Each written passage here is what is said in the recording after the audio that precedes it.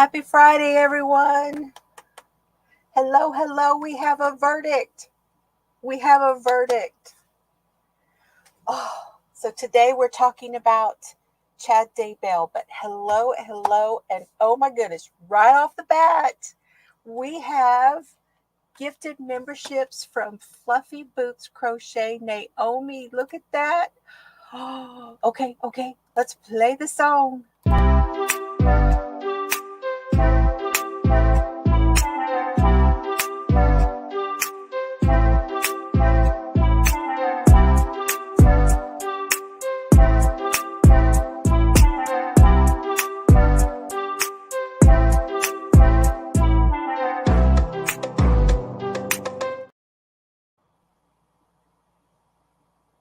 I'm dancing. Good evening. Happy Friday to you all. I hope you are all had a great week, had a great Friday. I hope you have awesome plans, lots of crocheting and knitting and crafting and doing for the weekend. Let me start at the top and say hello to some folks. My goodness, Annie is here. Hello, Annie. Maribel is here. Hello, Maribel. Diamond Girl Joan, my friend, how you doing? Lillian, hey. Oh, and then Mary Webb. Oh my goodness, how are you doing? You waiting for the next enabling opportunity? I've been doing some enabling on Mary Webb, evidently. And Naomi, thank you so very much. That was awesome. That was so sweet of you. I really appreciate it very much. I do. And I have to update the member video, but I will play what I've got. I'll play it. And then tomorrow starts the new month. And so then I'll go in and I will update the member deal for you guys. Kat's here. Hey, Kat. Yay. She made it. She doesn't have to watch the replay unless she wants to. Nancy Mac. Oh, haven't seen you for a couple of weeks. How you doing, Nancy? I'm glad you're here. That's awesome. And of course, her come in with that memberships. There's Naomi. I hope you're feeling better. You sounded like your voice was there, just quiet. Bridget. Oh, man. The last couple lives you've had, I have missed them. I've been over at Shannon's. I'm going to have to switch up on y'all. Y'all tend to go at the same time. I'm going to have to switch it up. Hello, my friend. I'm so glad you're here. I was going to get the bag out and work on something with the bag that I got from you, but I need to finish this sweater, so I'm going to work on that tonight. Yes, we have a verdict. Y'all, this is what I want to talk about. I want to know your thoughts on all of this. Hey, Frozen, how are you, my friend? How are you? Have you been listening to Steven's podcast? Have I told y'all about his podcast yet? Don't let me forget. Hi, Sally. How are you tonight?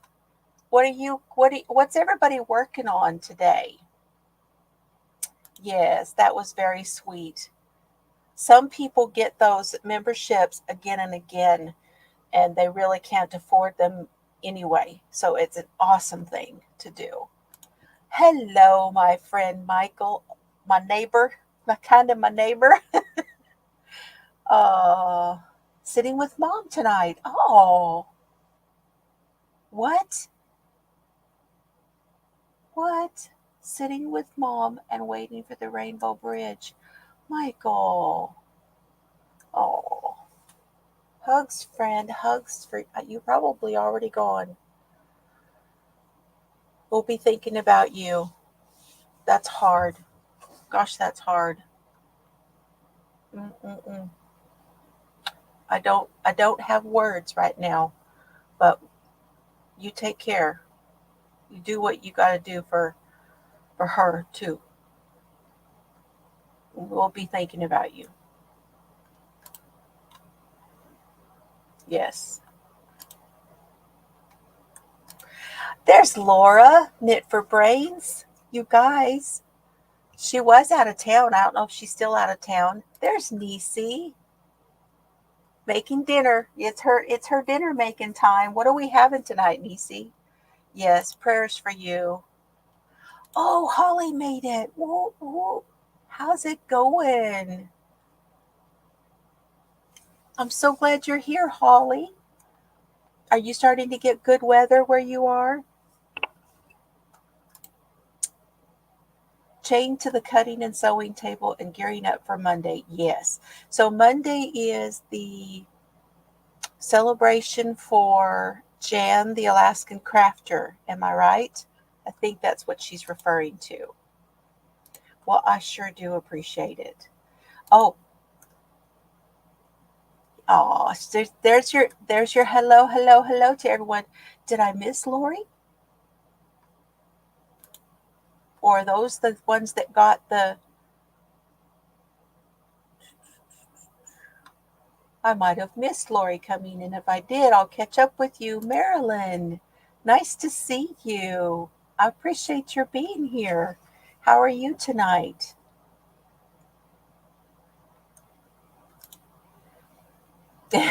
Second book came, and the first thing your daughter said was she wanted the sloth. See, that's why I even got the book, was for the sloth. And there's a baby sloth, and they're both adorable. Your dad's been in and out of the hospital. Oh my goodness. Well, you know, my dad's been doing really good, but I know exactly what it's like. I do. And I really feel for y'all. I do. Bree, good evening. Good evening. Finishing a baby blanket. Okay. Joyce is here. Whoop, whoop. Hey, Joyce. Yes, it's Friday fun and fabulous people. Exactly. Exactly. And I'm still at, I don't know, was I in the Colorado Cup last time or the Texas Cup? I don't know. Y'all, I chipped my Texas Cup. I know, I can get another one. Just go to Starbucks here. Anyway, I like this one because of the color.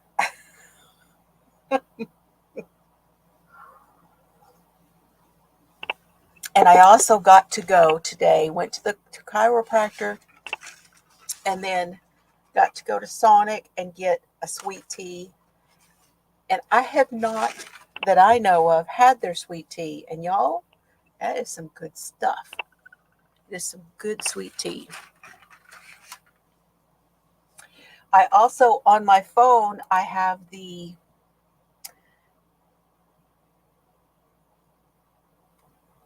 court up, ready to go. The jury is deliberating on the sentencing phase right now. And I have it up and I have the chat going so that I know that the stream is still going. Been working on 4 seasons mosaic, 3 more rows. Oh, and you'll be done with winter. Oh, so then you'll be starting a new one. That'll be exciting. Shad, my friend Shad. Oh, evening to you and Mr. Fiber. I will certainly tell. He's in the music room tonight. He's hanging out in the music room, playing music and watching Star Trek. It's fun. It's fun to watch him. Yes. Yes. Exactly. Everybody's sending their prayers, Michael, if you can hear me. Everybody's sending their love and prayers. Working on a new hat pattern out of your head. Going to be vertical stripes in neon violet from Hooks and Loops. And Pagoda from Simply Soft. You put it in the group. Okay, cool. That sounds neat. Swatching for a sweater. And happy to be here. Yes, I'm happy you're here too. You got back late Wednesday night. Okay. I wasn't sure how long you were staying, to be honest. You know, I don't have your schedule down.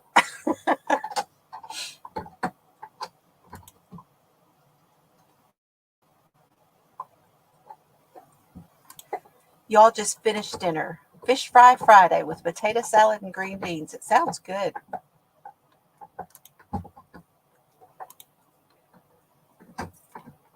Oh, Monday, you're doing a live bag and yarn sale on your live. Okay, what time? And y'all don't forget, if you want to have your channel dropped in my chat, you put the word teal, T-E-A-L. There's Lori making a cotton bag and trying to get your Crojo bag. Oh, well, you was tired. Right, Lori? You was tired. After school was out, you was tired. I'm good, thank you. Cold here. So it's turned cold. I wasn't sure. Yeah. I wasn't sure if it had started to get cold or if you were just getting that like pretty right before winter weather. Easy dinner. I brought home pizza from Pizza Hut. They put a brand new Pizza Hut. It's on the way back from Abilene. There's like a halfway point, a town that's like a halfway point. And they moved the old Pizza Hut and put it downtown at the square. And it's brand new. So I went and brought pizza home.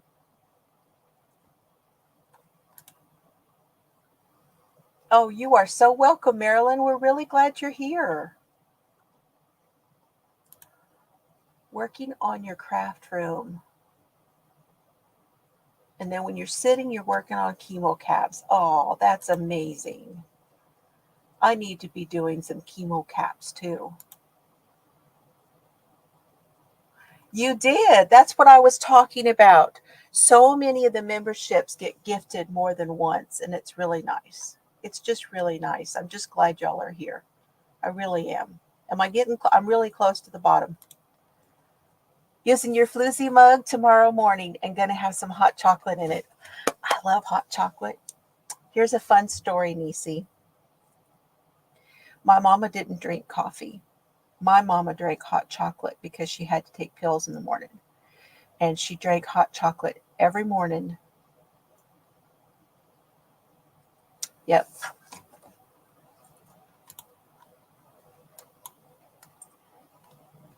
The quadrupeds as you hang out. Okay. Serb's got a new toy and he has torn it up. He got a bee and it had a squeaker. Well, that didn't take long. And then it had the crunchy stuff, even pulled that stuff out. Yes. Thank you, Shad. I knew what you meant, Shad. I knew what you meant. Can you see I've got my cleaver on? My necklace is my cleaver and my knives. Hoping they give him the death row. Row, row, row your Daybell. I love that, Joan. I was wondering if it was because I have seen other colors called pagoda that were a teal color. I'll have to go look. 8:30 Eastern, which I think is 7:30 Central on Monday. Saturday was I saw you put some bags in and I'm like, oh, I'm trying to resist. Okay. I hope that went good. Working on the Bono Kimono by Terry Fatum. Okay. A kimono. I've got a whole book on some kimonos and I haven't made a one yet. Well, Nightbot's in there. Everybody's saying hi, Shad. Hi, Shad. To the church festival for dinner. They had a tenderloin sandwich at the church festival. Well, you don't hear that too often. Grilled corn on the cob, elephant ear, and a lime seltzer. What's an elephant ear? I thought that was a plant. But that's amazing. every time the dog toy yes, exactly. I honestly, Joyce, I give him, and I'm finally at the bottom, y'all. Well, I give him one to release frustrations. Ever so often he gets one because I know it's going to get pulled apart. I know it's going to happen. It always happens. So he just, oh, it's like fried dough. Oh, how cool. It's okay, Shad. You just hang in there with us. It's okay. I'm sorry. I'm just glad you're here. I wondered if it was like a bakery something. Okay, I know I have people who are lurking, and I want to say thank you to all of you who are lurking. And also all of you who are watching this on replay. Hi, I'm so happy. I'm so happy that you did. So let me play this for you guys who are doing that.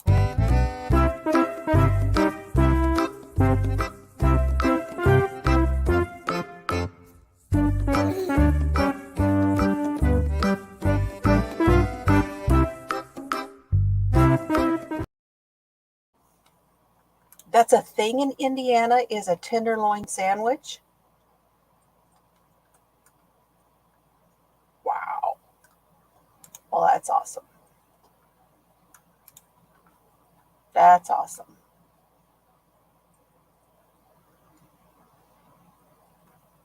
Deep fried and then covered in melted butter and coated in cinnamon and sugar. Well, that's right up my alley. I like anything coated in butter and cinnamon sugar. Well, not everything. Maybe not everything, but I like that. I have no notes for tonight. We're gonna wing it. And so here I want to start with, what do you guys think? I mean, obviously we are happy that he got convicted. And here's what I'm going to say. It's Friday. They're not going to come back next week. That's my prediction. My prediction is they're not coming back next week. It's Friday night. They're going to stay. They're going to get this done.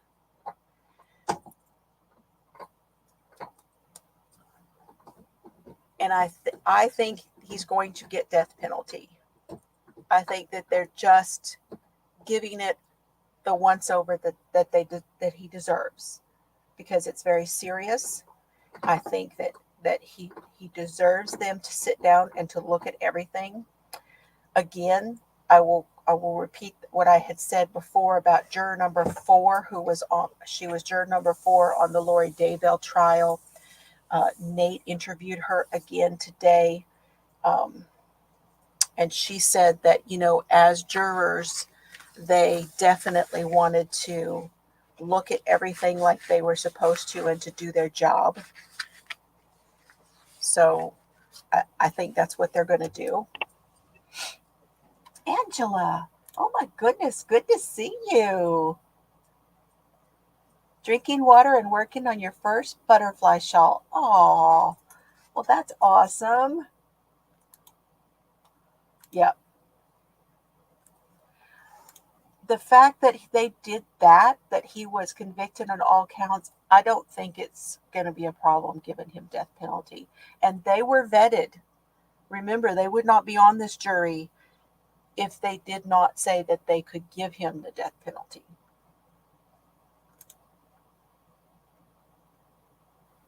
Oh, absolutely. Absolutely. I'd be all over it, especially if it was a fundraiser. Oh my gosh. When they read the verdict, I was crying. So yesterday, Mr. Fiber got home and what did I make yesterday? Oh, I had put some stuff in the air fryer, and I had done gravy, and I had done green beans and corn, and he had, fries and stuff. and we were just sat down to eat, and I had my phone open waiting for the verdict, and I had to completely stop, mouthful, everything, and I was just crying. The first reading of Tylee guilty, and that was it, and I was already crying. I do too, Marilyn. I do too. Sandy is here. It's over, period. Josie on our account and sentenced to life without parole on each count, running consecutively. It's over, thank the Lord. Oh, is it over? What do you mean it's over?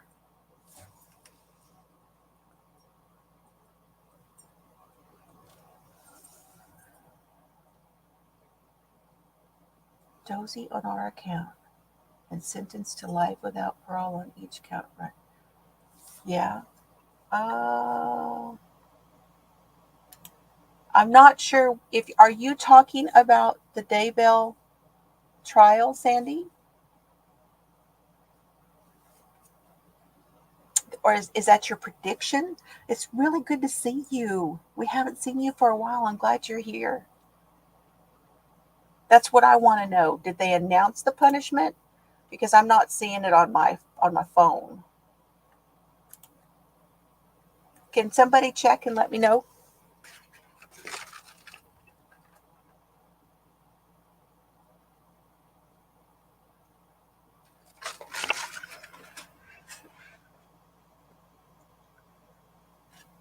I've been waiting. I wanted them to come back. I was going to bring it up here for y'all when it comes back in. Thank you, Annie. Might have to refresh my phone.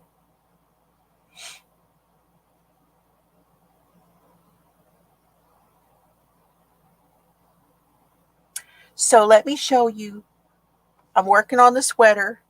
So I'm gonna bring that in while we are talking.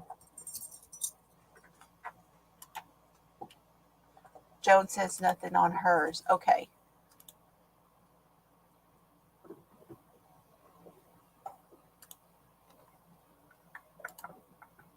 Going to share my screen.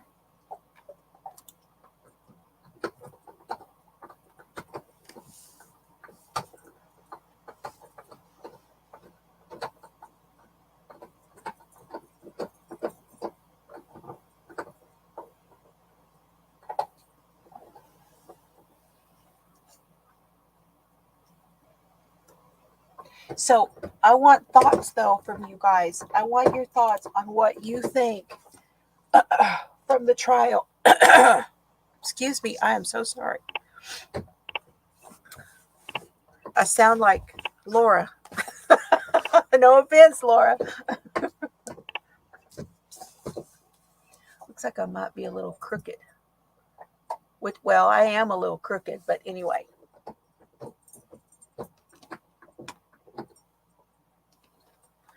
So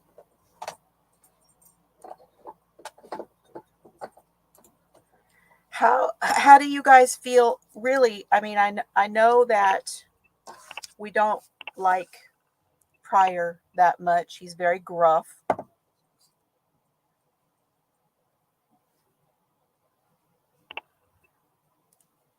So we don't really care for him much. Yeah, I got the mushrooms on there today.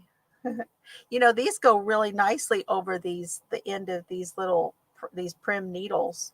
That it fits on there really nice.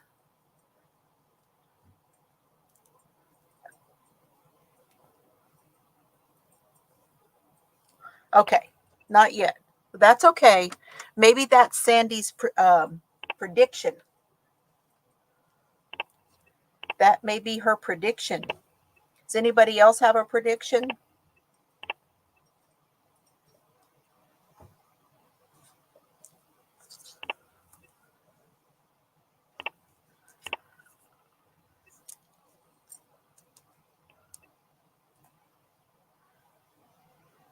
And here's what I want to know from y'all. I want to know what you think What do you think really happened?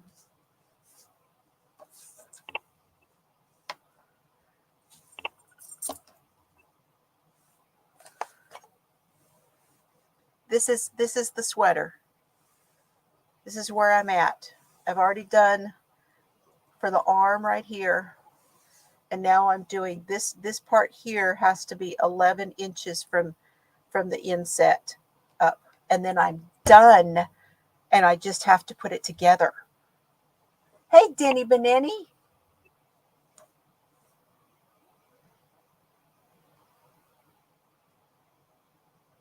Yeah, the problem is death penalty is really not fast. He could be on death row for years and years and years. That's the problem with that. It should be quicker. Just saying.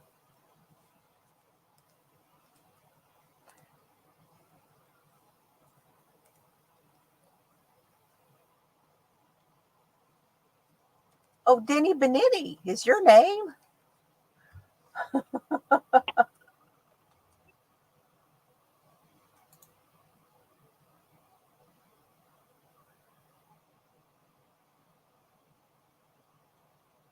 Why do you not?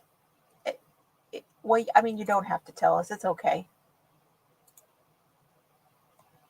So, are you saying you would rather people said Denisha? Hello, Denisha.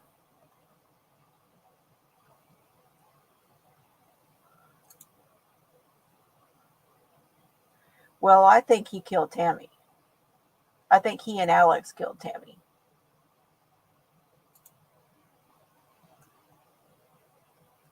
Okay, so Denisha D or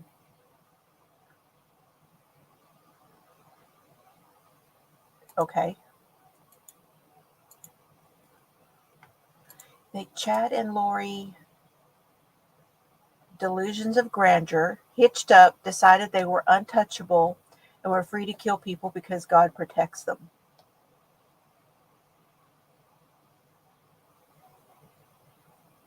Yeah. That is certainly how it played out.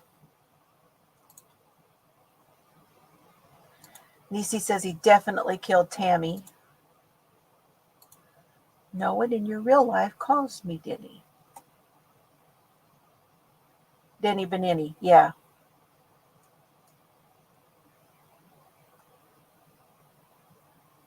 Hey, Shannon, how are you feeling? I hope you're feeling better tonight.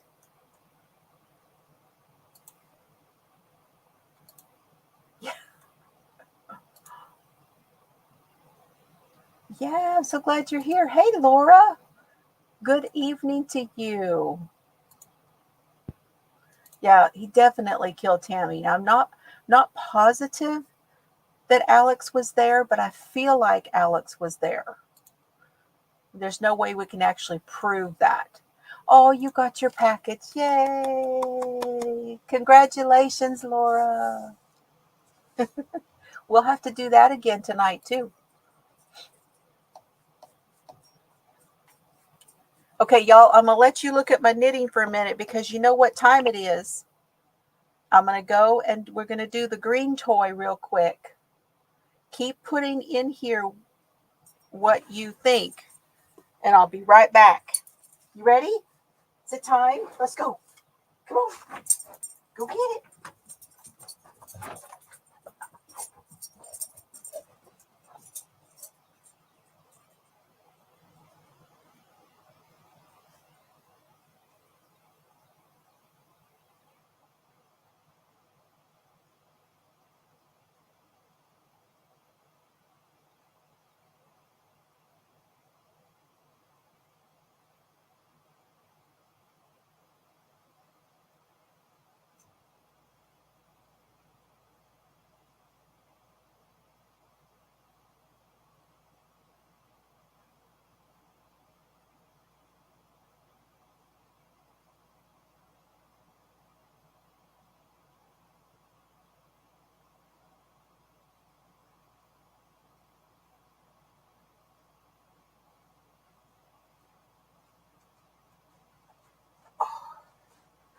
Okay, I'm back. Mr. Fiber's doing it for me.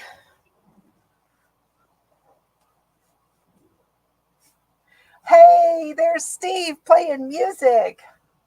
I was going to say that, but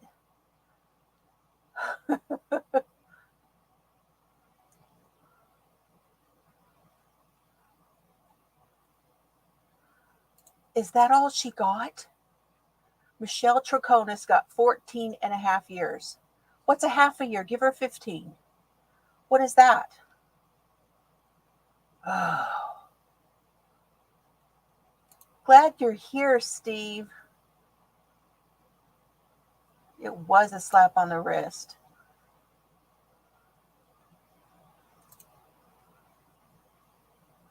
Although I don't know that she actually killed her. I think he killed her.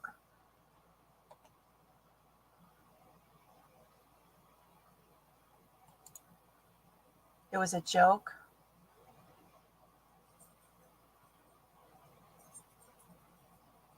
Oh, the kids spoke. Oh my gosh, I don't think I can take it. Today, when the impacts, the victim impact statement that got me today in the Chad Daybell trial was the one, believe it or not, it was Joe Ryan's sister. That's the one that got me. I was like, oh my gosh, that was rough. Having her talking about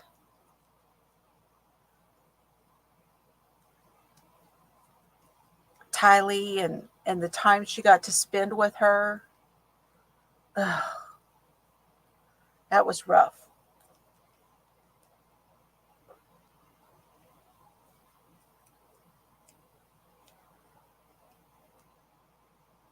The hardest time trying to follow that trial.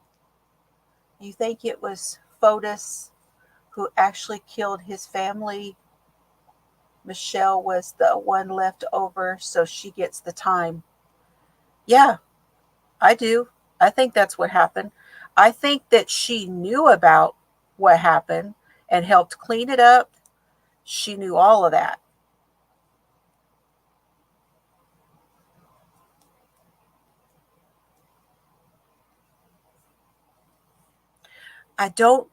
That trial was so hard to follow that I had a really hard time finding where it was, where she helped plan it. Unless it was just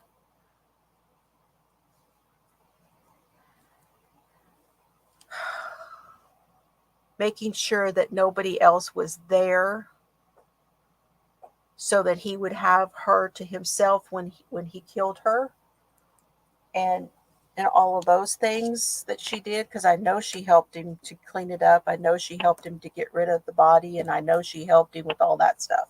I know she did. I'm convinced of that. Yeah, the Michelle Troconis case. We might talk about that now that it's over.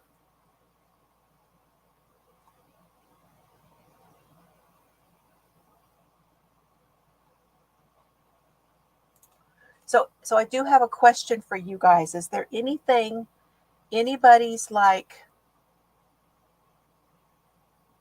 do you want to hear the closing arguments again, or do you want to hear anybody's, because East Idaho News did a really good job of separating everybody out and posting their stuff. So is there anything that any of you feel like you just really would like to hear it again, or are you good?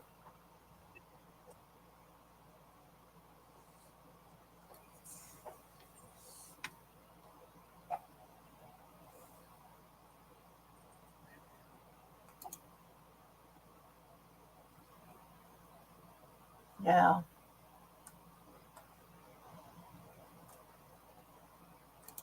Some of the evidence had me in tears. Yes, that's true. Yes, Colby did speak today. He did speak today, yes. If you guys want to listen to the victims' impact statements, we could play those.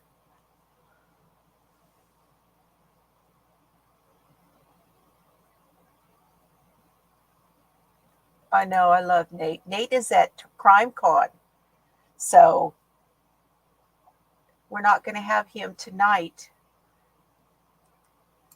Let me see if I can get that set up, okay? Give me a moment.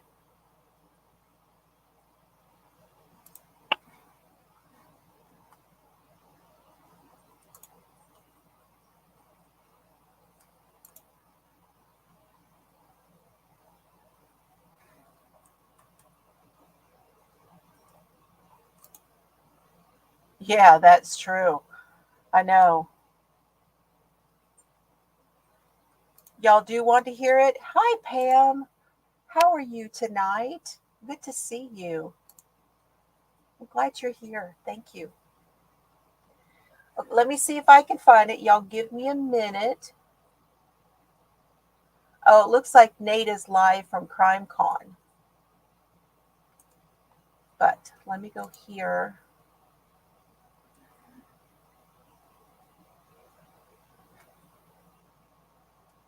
And you might hear something if I don't get it. Right, there I got it muted.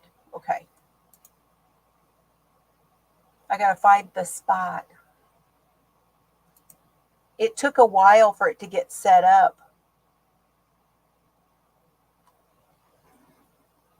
I'm going to do that.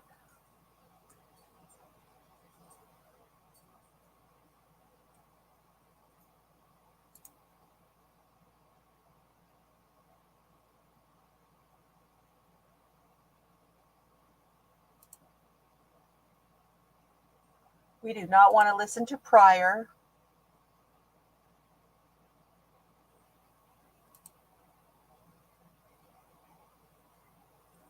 Okay, let me see where we're at here. You please read your statement. Okay. I believe this is the first one.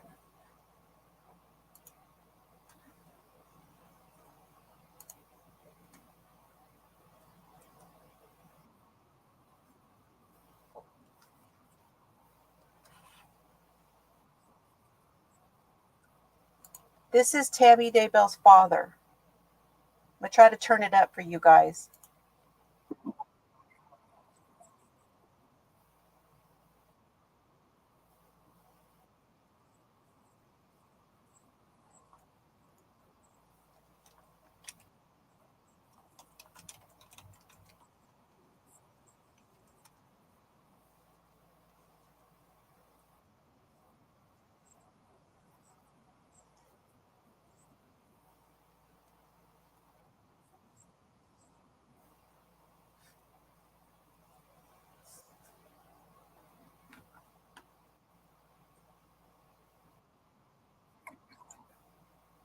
Okay, hold on.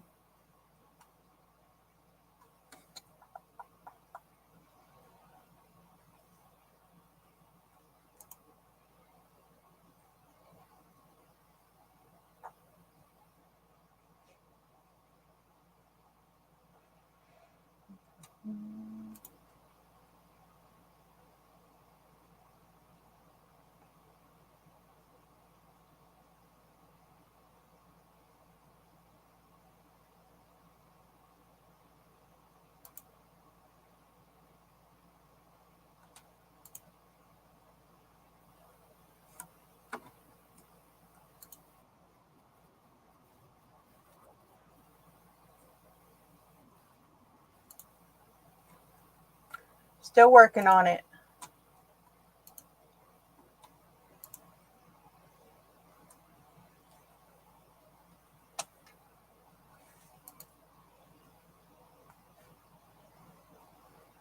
To rebuilding a relationship with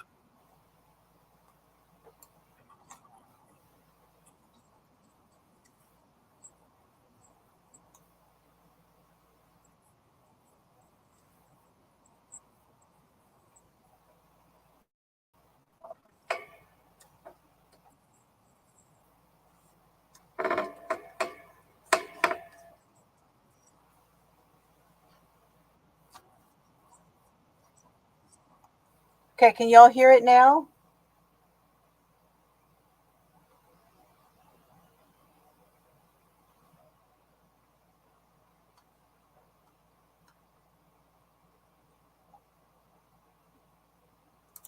Good night, Denny. Good night, Denny Benini.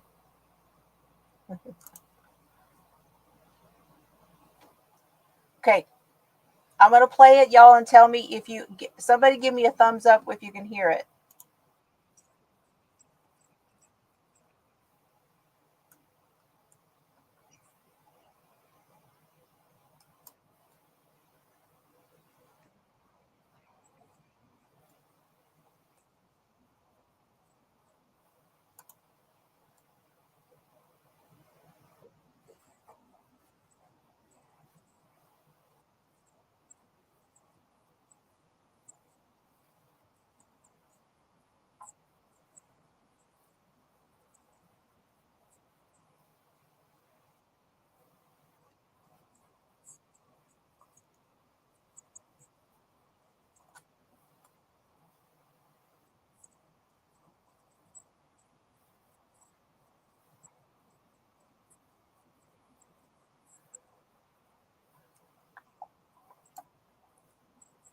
Okay, I'm working on it, y'all.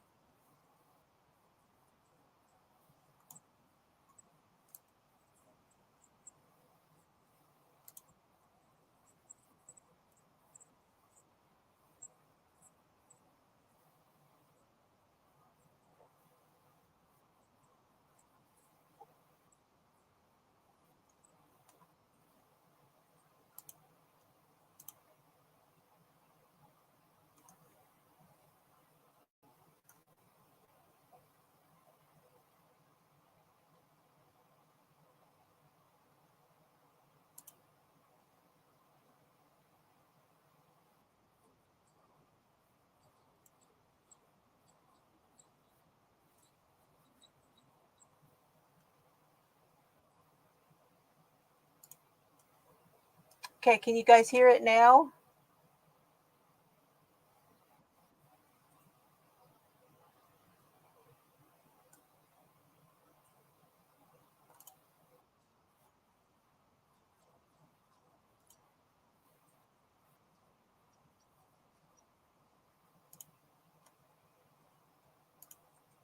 Well, Kaka, you can hear me, but you can't hear.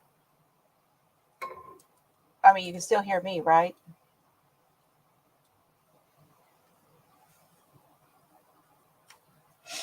That's weird. I don't know what changed because I used to be able to do this and y'all could hear it playing. So I do not understand.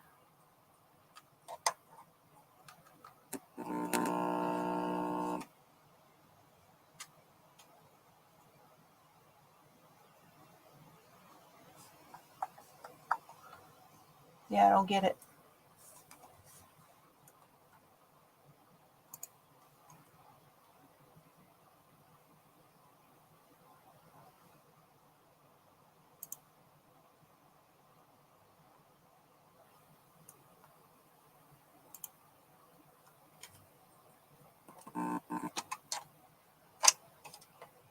I'm plugging and unplugging things. I'm going to try this one more time.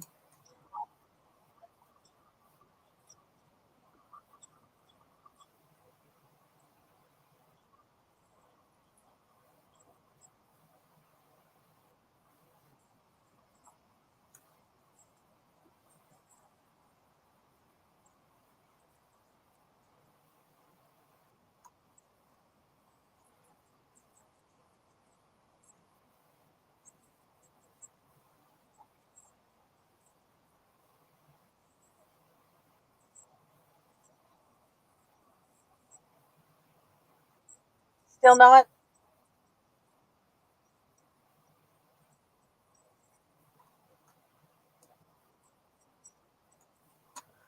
Okay. Here's what I'm going to do then.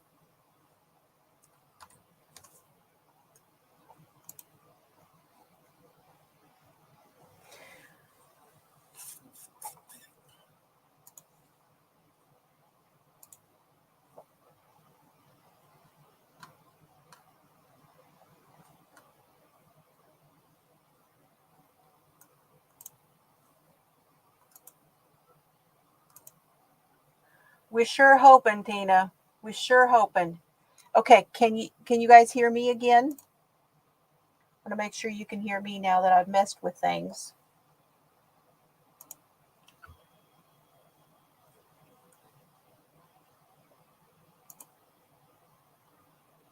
Okay, so here's what we're going to do then.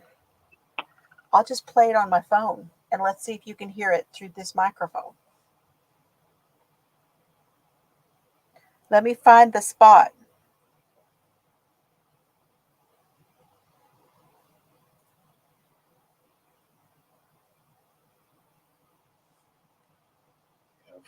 Would you please read your statement for the record? Before moving to Idaho, she lived 1 block away. It was difficult for us when she moved. We'd had daily interactions with her and the children. After they moved, we drove to see them for all of the children's weddings and graduations. Our last visit in Idaho with them was in March of 2020. My wife made me promise to return and visit the kids after she passed away. My wife passed away last June.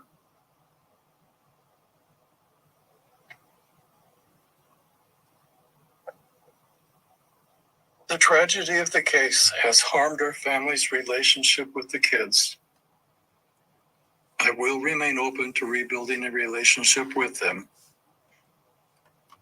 It makes me angry, and it destroys me to know Tammy was treated how she was. I find it comforting to know that Tammy is resting peacefully in Utah, buried alone, and near her beloved mother. Thank you, Mr. Douglas. All right, you can go ahead and step down, Mr. Douglas, and I'll have the state call its next victim for an impact statement.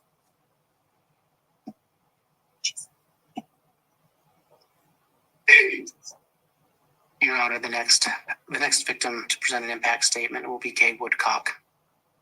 Very well.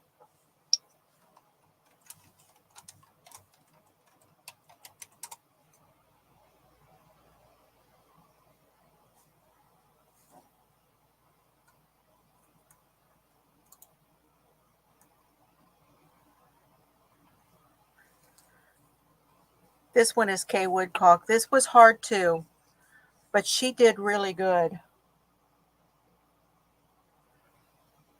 And for anybody just coming in, hi, Jeannie. Thank for you. listening to the victim impact statements in the Daybell trial. Mr. Wood. Thank you. Ms. Woodcock, we know you've already testified in this case, but can you remind the jury which victim you were related to? I am related to JJ Vallow. He is my grandson, and Tylee Ryan is my stepniece. Thank you. Did you prepare a statement, a victim impact statement today? Yes, Will you please read that for the jury? sure. Today is an incredibly difficult and bittersweet day. I am filled with pride as I remember and speak about what an amazing grandson we had, and grief-stricken at speaking about how devastated I am in his loss. I sit here today, try and explain the immense pain that me and everyone in my family continues to endure daily. But how do I do that? What words carry the strength and impact to really ensure you feel the joy and love that JJ created and the impact of his death? There aren't any. No words can truly describe and fully demonstrate the depth of pain his death has created in our hearts and our lives. The loss of a grandchild is immensely painful under normal circumstances for any grandparent. The death of a grandchild at the hands of another brings pain that is indescribable. If you remember, JJ was born with the name Canaan Todd Trahan. He was born May 25th, 2012. He would have celebrated his 12th birthday just a few short days ago. I will I will call him Canaan while I talk about his first year of life because that is who he was then. He was born a fighter, 10 weeks premature, weighing in at a tiny but mighty 2 pounds and 14 ounces. From minutes of being born, he was transferred to a hospital with a neonatal intensive care unit where he spent weeks fighting to grow. He was about 2 hours old when I saw him for the first time. Seeing him, I knew he was my grandson. He was the mirror image of my son Todd, his biological father. Todd has always loved him and always will. Canaan's death has changed his life forever. While he was in the NICU, I was only able to see him for a few minutes at a time until I was notified he would be released to us within days. 25 years since I had a new baby at home and never a preemie with all their special needs. Larry and I didn't hesitate immediately. We said yes. The only place we wanted him to be was home with us. The night before he was discharged, I spent the night in a little room next to the NICU, talking to nurses and learning things that our little preemie grandbaby would need. The next day, it was time to leave. The nurse brought a wheelchair in and said, "Have a seat. We'll get you out of here." I looked at her, perplexed. I said, "I don't need a wheelchair. I can walk." She let me know that it was hospital policy. I sat in the wheelchair, took Canaan in my arms, and was wheeled out of the hospital like a new mama. I felt so much pride for this little baby who had not only overcome being born 10 weeks early, but also being born with illicit substance in his tiny little body. He was ready to come home well before he was expected. And my pride in him knew no bounds. We knew then that he was a champion and so special. That day began an amazing experience of raising our cherished little man. While Canaan had been in the NICU, he spent much time hooked up to machines and monitors that he didn't get to get snuggled all day, every day, like a typical newborn. The noises and routines of the NICU were gone, and it was such a huge change for him. His first night home, I bathed him. He cried so hard, and I cried along with him. My heart was so heavy with the disadvantages he was experiencing through no choice of his own. My husband, Larry, who is Pawpaw, asked me to give Canaan to him. He placed Canaan on his bare chest and wrapped his robe around him, gently breathing on his head until he stopped crying and fell asleep. Oh. It became a daily occurrence, part of our routine. He would hold him for hours so Canaan would feel loved, comforted, and secure. I saw my husband in a new light, seeing what type of daddy he was to a newborn. It was like Canaan made us young newlyweds. Larry jumped in, feet first, and did all the things a new father should and more. It made our relationship grow and gave us new strength. Canaan was our strength, and we were his comfort. His first 6 months, we went to countless doctor appointments for his host of medical problems. We went to appointments with doctors for his heart, kidney, urology problems, speech, occupational therapists, and regular pediatricians for the things that every baby does. We were always on the move, going from one doctor to another, constantly working to ensure he thrived and grew. That, along with loving him, was our number one priority. At each appointment, it was pretty much guaranteed I would cry. It hurt so badly to see everything he was experiencing, not only from being born prematurely with drugs in his system. The decision was made to place Canaan with Charles and Lori after they approached us with their desire to have a child of their own. We agonized over the decision, but knew from our past interactions with them that it was the right one. Charles and Lori were granted custody a few short months later. It was then Canaan became JJ. It was happy and devastating at the same time. We loved raising him. We gave all our love and energy, ensuring he grew, thrived, and knew what unconditional love. That time was priceless, and his growth and milestones were evidence of our love for him. But we knew this was the best decision for his future. To have siblings and access to the types of schools and services we didn't have available in Lake Charles. When he left, I felt a grief that can only be compared to the grief of losing someone to death, which is now a feeling we all know too well. We barely made it 30 days before we were standing on Charles' steps, ready to love on our baby. When the door opened, there he was in his little baby walker. I saw tears in his eyes at seeing us, right along with the huge toothless grin. It was clear that he missed us too. Before I could take a step, Larry swooped him up in his arms, and at 11 months old, he wrapped his tiny arms around Larry, laying his head on him. The connection was still so strong.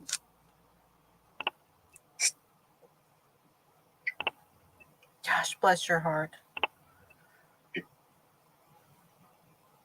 We never lost that special connection with our sweet little man, and we were always his love, comfort, and safety.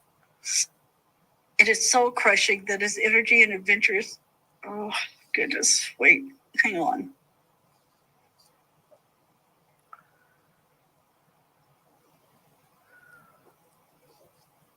I made it a few months before I had to get to my JJ. So in November of 2014, I made my first trip to Hawaii, quickly returning once again in December with Larry.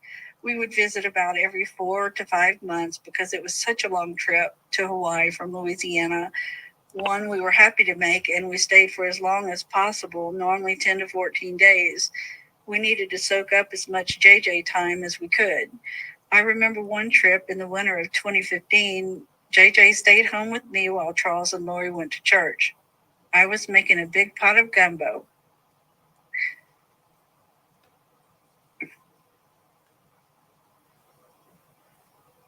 I had to bring a little bit of Louisiana to Charles, and JJ was excited to help me.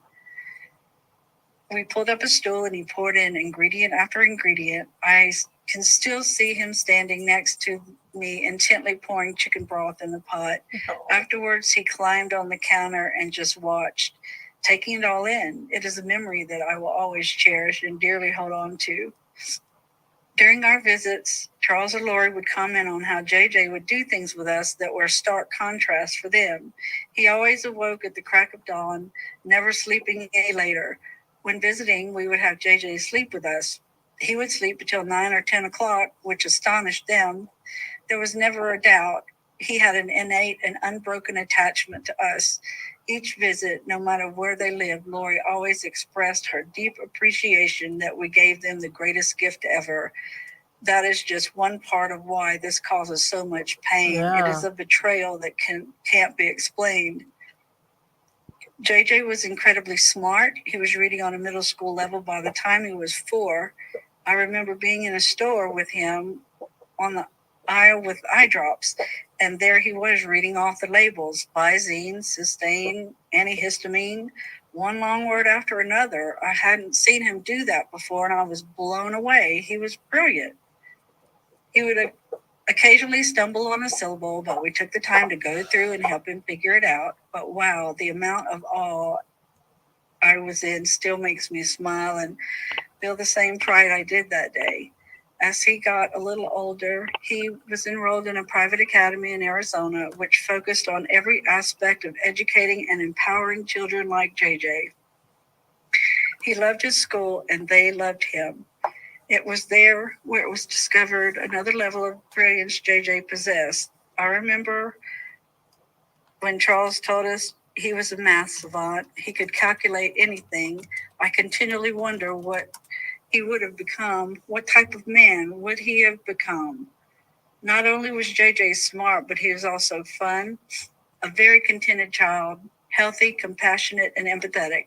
JJ didn't show his empathy and compassion with hugs and kisses. In fact, you had to chase him down for those kisses.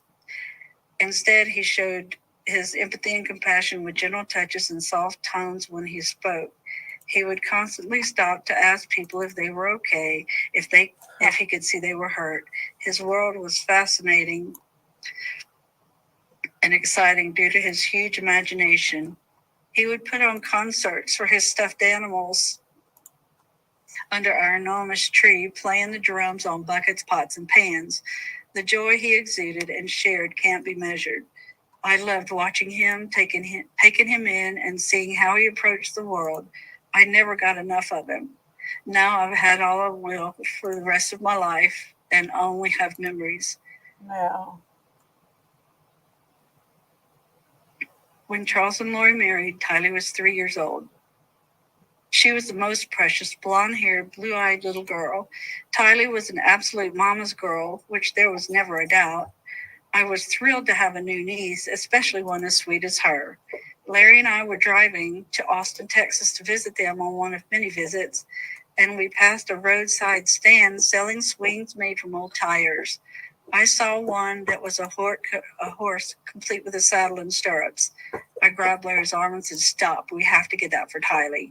Her brother Colby and stepbrothers Cole and Zach were always around her. She needed something just for her, and she loved it. Tylee was 9 years old when JJ became her little brother. She loved him so incredibly much, and he loved her right back. She doted on him, and he loved every minute of attention he got from his big sister. That love is displayed in the last photo yeah. taken of them together at Yellowstone, both grinning and hugging each other. As a big sister, Tylee would put notes on her bedroom door, one being "Do not enter." As you can assume, even though JJ could read and interpret words and their meanings, it didn't mean he listened. After all, isn't that what little brothers do? He would burst into her room. She would laugh, tease, and tell him to get out. I think she did it on purpose just to joke and play with him. It was hilarious to see them interact and warmed our hearts seeing them together. JJ adored our niece Maddie. On her 8th birthday in October of 2020, we were celebrating and singing happy birthday to her. The glow of the candles shining on her face, the huge grin that kids get during the singing hit me like a truck. I took the keys from Larry and went to the car and just bawled until I could compose myself enough to rejoin the party. It was the moment I knew that JJ didn't get his 8th birthday song, and it broke me. It was just so wrong. He didn't get to have that joy and feeling of love and celebration of his birthday. It is now grief that we are confronted with yearly. A stark and glaring reminder that we are never going to be able to celebrate that joy with him again. We never know when one of those moments will hit, but I can tell you there have been too many situations in the past few years where we were slammed with the fact that JJ won't hit another milestone. JJ loved school, loved his families, friends, and cousins, especially his cousin Briezee, Brandon Boudreaux's oldest son. Those two had such a special bond and love for each other. There were so many lives he touched that feel the immense pain and loss of him being gone. 4 of our grandchildren, near JJ's age, often tell us how they love and miss him. It is heartbreaking to have a conversation with an 11 or 12-year-old. How do you make them feel okay about it or safe? So yes, this is our life now, trying to comfort our other grandchildren while they try to comfort us. The constant question remains, who would he have become? What kind of man would he have been? Would he be a famous scientist with incredible math skills? Would he be, what would his amazing imagination have bloomed into? Would he have been the next Albert Einstein, Steve Jobs, Tim Burton, Elon Musk? We will never know. But we do know how incredibly special he was to us and now to countless others just by looking around this room. I can't express just how much I wish I could have more time to create memories with him and with Charles. Oh. There's a hole in my heart and the hearts of every member of my family that can never be filled and will remain for the rest of my life. Thank you. Thank you. Whew.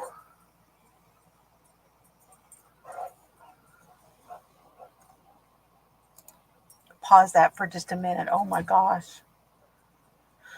Tammy, hello. Good to see you. Yes, you did. You made it. Glad you're here. I know. That had to be so, gosh, can you imagine? She's right, because that is exactly what happens. Every time there's a happy occasion, you get that, but it's not happy because so-and-so is not here.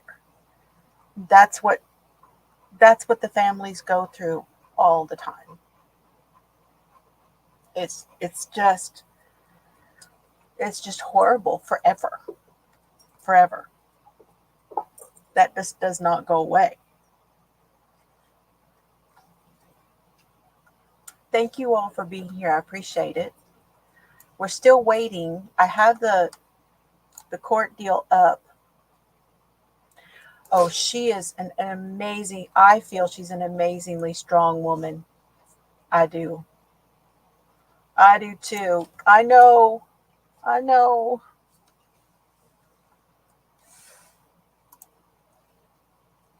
Okay, let's see who is next here.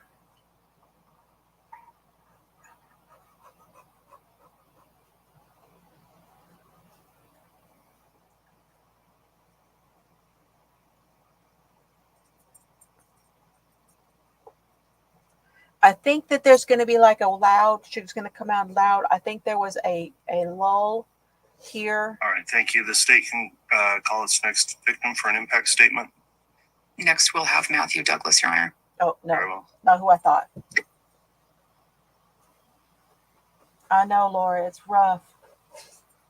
These are really rough. They always are rough. I don't think I listened to the ones after Lori was during her sentencing. I don't remember hearing those statements. I don't think I listened to them. Does anybody remember if there was any for that one? Because I don't remember. Good morning. Morning. Can you please state your full name and then spell your last name? It's Matthew Ronald Douglas, Douglas. Thank you. And if you wouldn't mind, would you pull your microphone up just a little bit? Thank you very much. Would you tell the jury who you're here to talk about today? I'm here to talk about my sister, Tammy. Thank you. Did you prepare a statement? Yes, I did. Would you please read that statement at this time?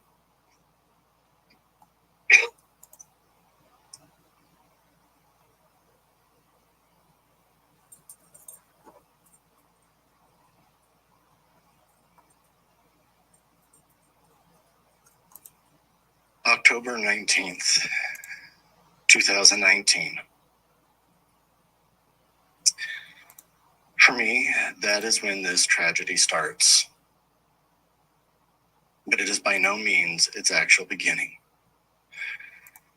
For me, and my own segment of the Douglas clan, I can speak to the pain that started on that date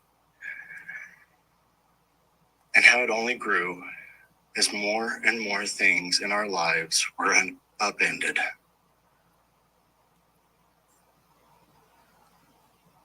To those I speak to, I have come into this ordeal far into the timeline of things and have the thankful luxury of hindsight and having information neatly presented or as neat as life can possibly hand you in these circumstances. You're all on the outside looking in. Yeah.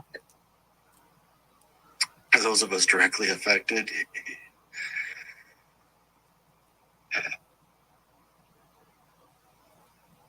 you'll hear from, or may have already, we're finally getting to let our voices in some capacity finally be heard in a meaningful manner, and we lived it. Often, minute to minute, hour to hour, day to day. For my little family, which for a family of 10, oh my kidding, it's not little. And especially for me, it has been a nightmare that you feel never ends.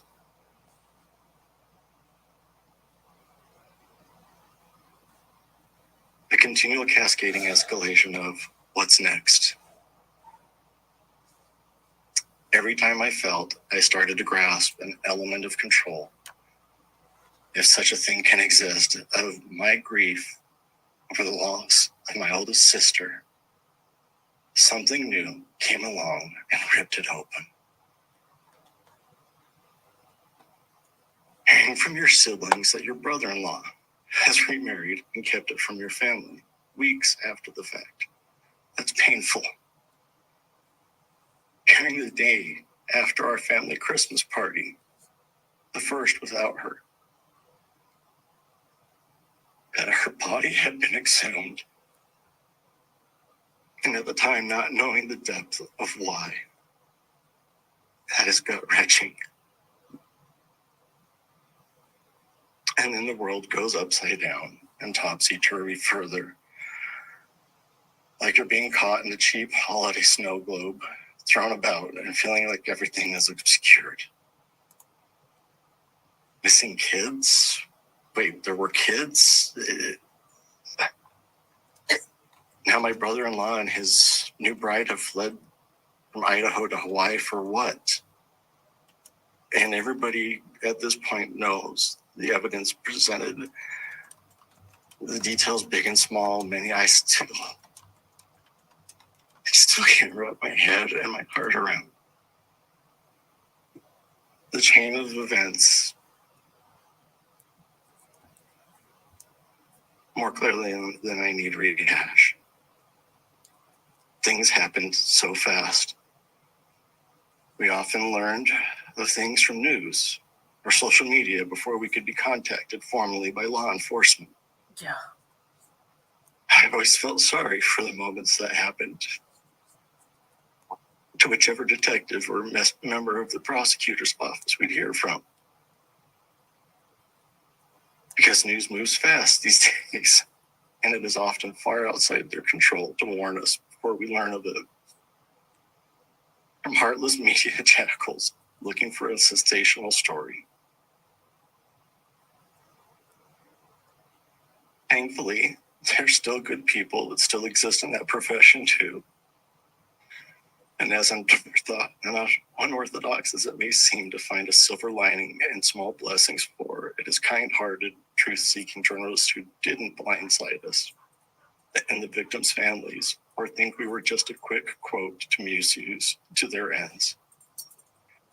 Because finding out things in real time that directly impacted and destroyed your family was never enjoyable.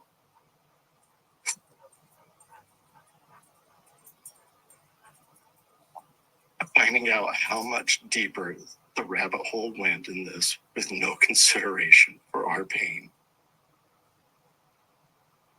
And the continued impact on us all.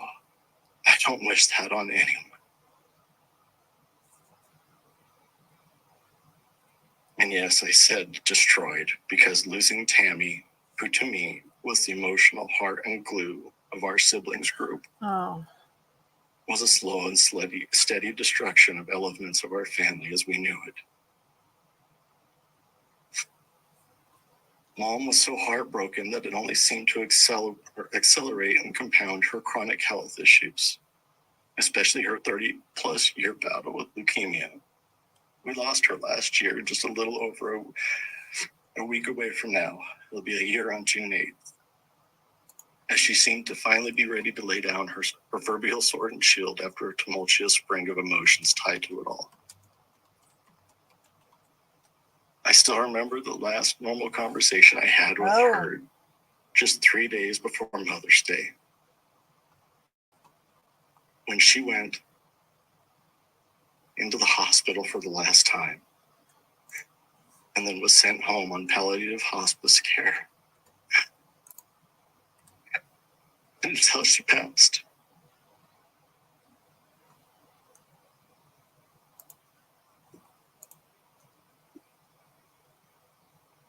Mom isn't here today, and by no means am I her voice in anything, nor is anyone.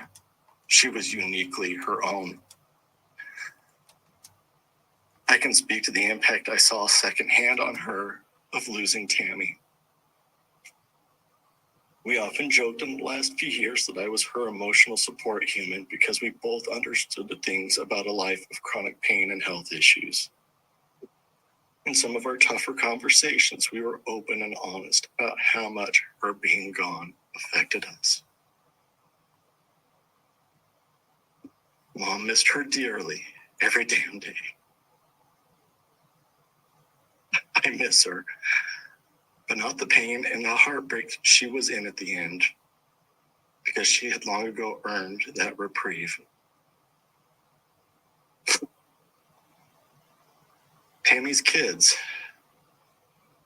cut off contact with a lot of the Douglas side of the family for years after everything, and in some cases still do, in choosing to defend their father. I stand by their freedom to associate. Our freedom to associate is important to us as a society,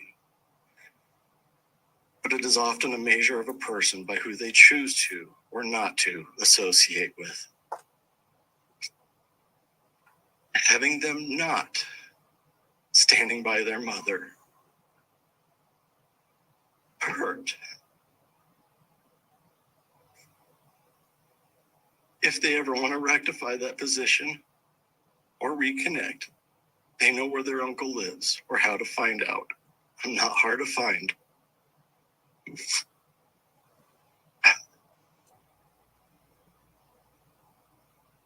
Family ties were broken. To put it simply, the loss of Tammy revealed true natures and behaviors of family that perhaps previously were dismissed, hidden, or ignored blatantly. This isn't a place of grievances, but to explain the impact losing your sibling's heart and glue has. When masks come off and people are so true and real to themselves, for better or worse, That's my that some medicine. recognize that things are healthy and it's time to fix that. It's painful creating boundaries with people in your life. Yet you're really raised to believe you should fight like hell to protect and love dearly. But it's also healing, at least on the outside of the boundary, but things will never be the same. And Tylee and JJ. Two kids I never knew existed prior to all of this, and to whom me and my family are now forever tied in tragedy to. Have kids.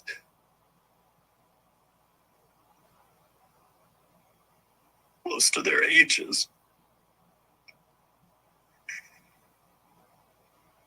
To say, even though I'm not related to them, I'm not impacted would be lying.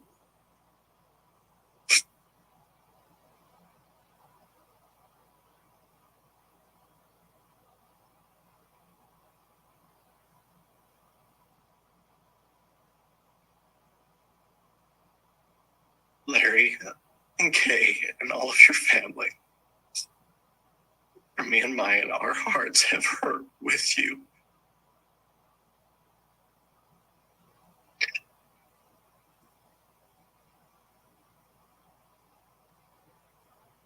As I've seen yours hurt with ours over Tammy. We have been grateful to the fact without your tireless love for those children, would we even be here now? And you've been a voice for my sister when often others wouldn't have. Thank you. Thank you very much.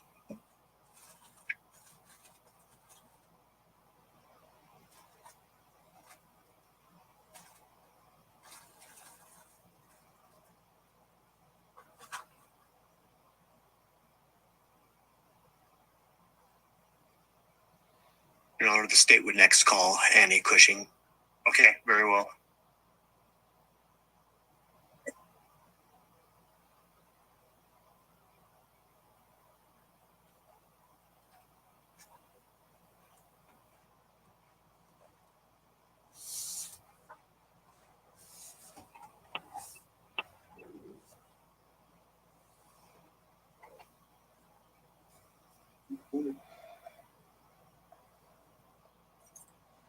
Hello, Sharon.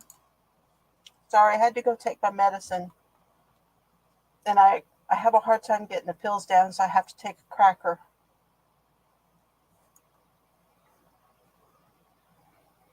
I was trying to remember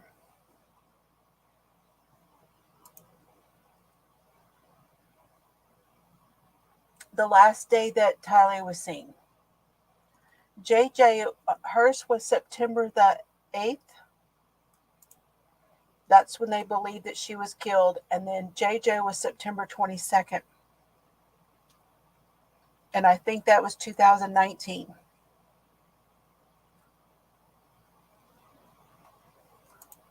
Well, glad you're here, Sharon. Someone was asking about the timeline. So the children were killed in 2019. And then their bodies were found on June 9th of 2020. So that's September, October, November, December. That's 10 months, 10 months. Someone said 9 months, but right in there. Whoever said that was correct. These are rough though, aren't they? So for anybody who's watching out there, thank you so much. I'd like to stop and say thank you, you guys, because I know this is not our normal stuff we do, but occasionally I do usually play it on my screen. We have watched some trials and some things before. It's not unusual for me to do that. But I don't remember there being victim statements in Lori's. I don't know why, that for some reason I just don't know that there were any.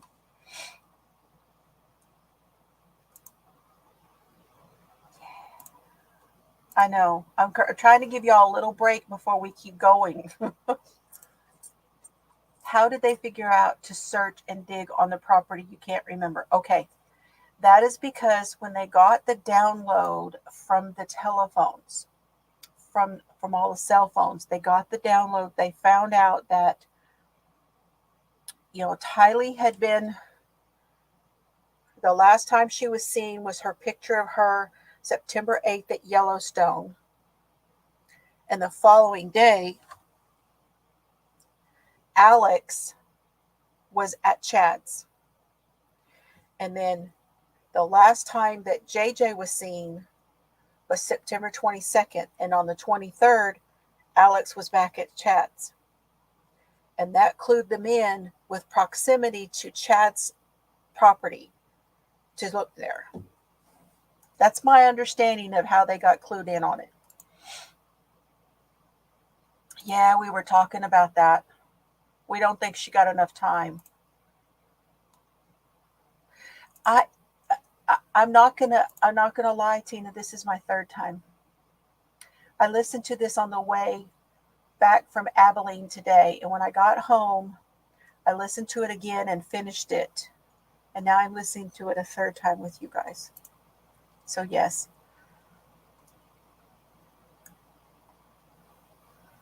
Yep, the message about burning raccoons on the there was burning limbs, extra limbs and stuff, and then shooting a raccoon. Yeah. And we did find out during this last week, one of the reasons why there was nothing on Chad's phone, I don't know if it was this week or last week we found this out. He requested to have all of the data removed from his Google account. He requested to have it all removed. I didn't even know you could do that.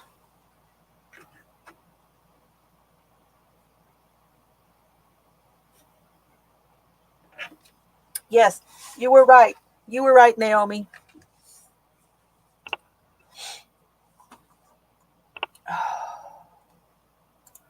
Yep. Okay, You guys ready for some more? Because I don't know when Colby comes up. I don't remember when his is, but I'm going to move forward, okay? Thank you. All right, Mr. Rickson, go ahead. Thank you, Your Honor.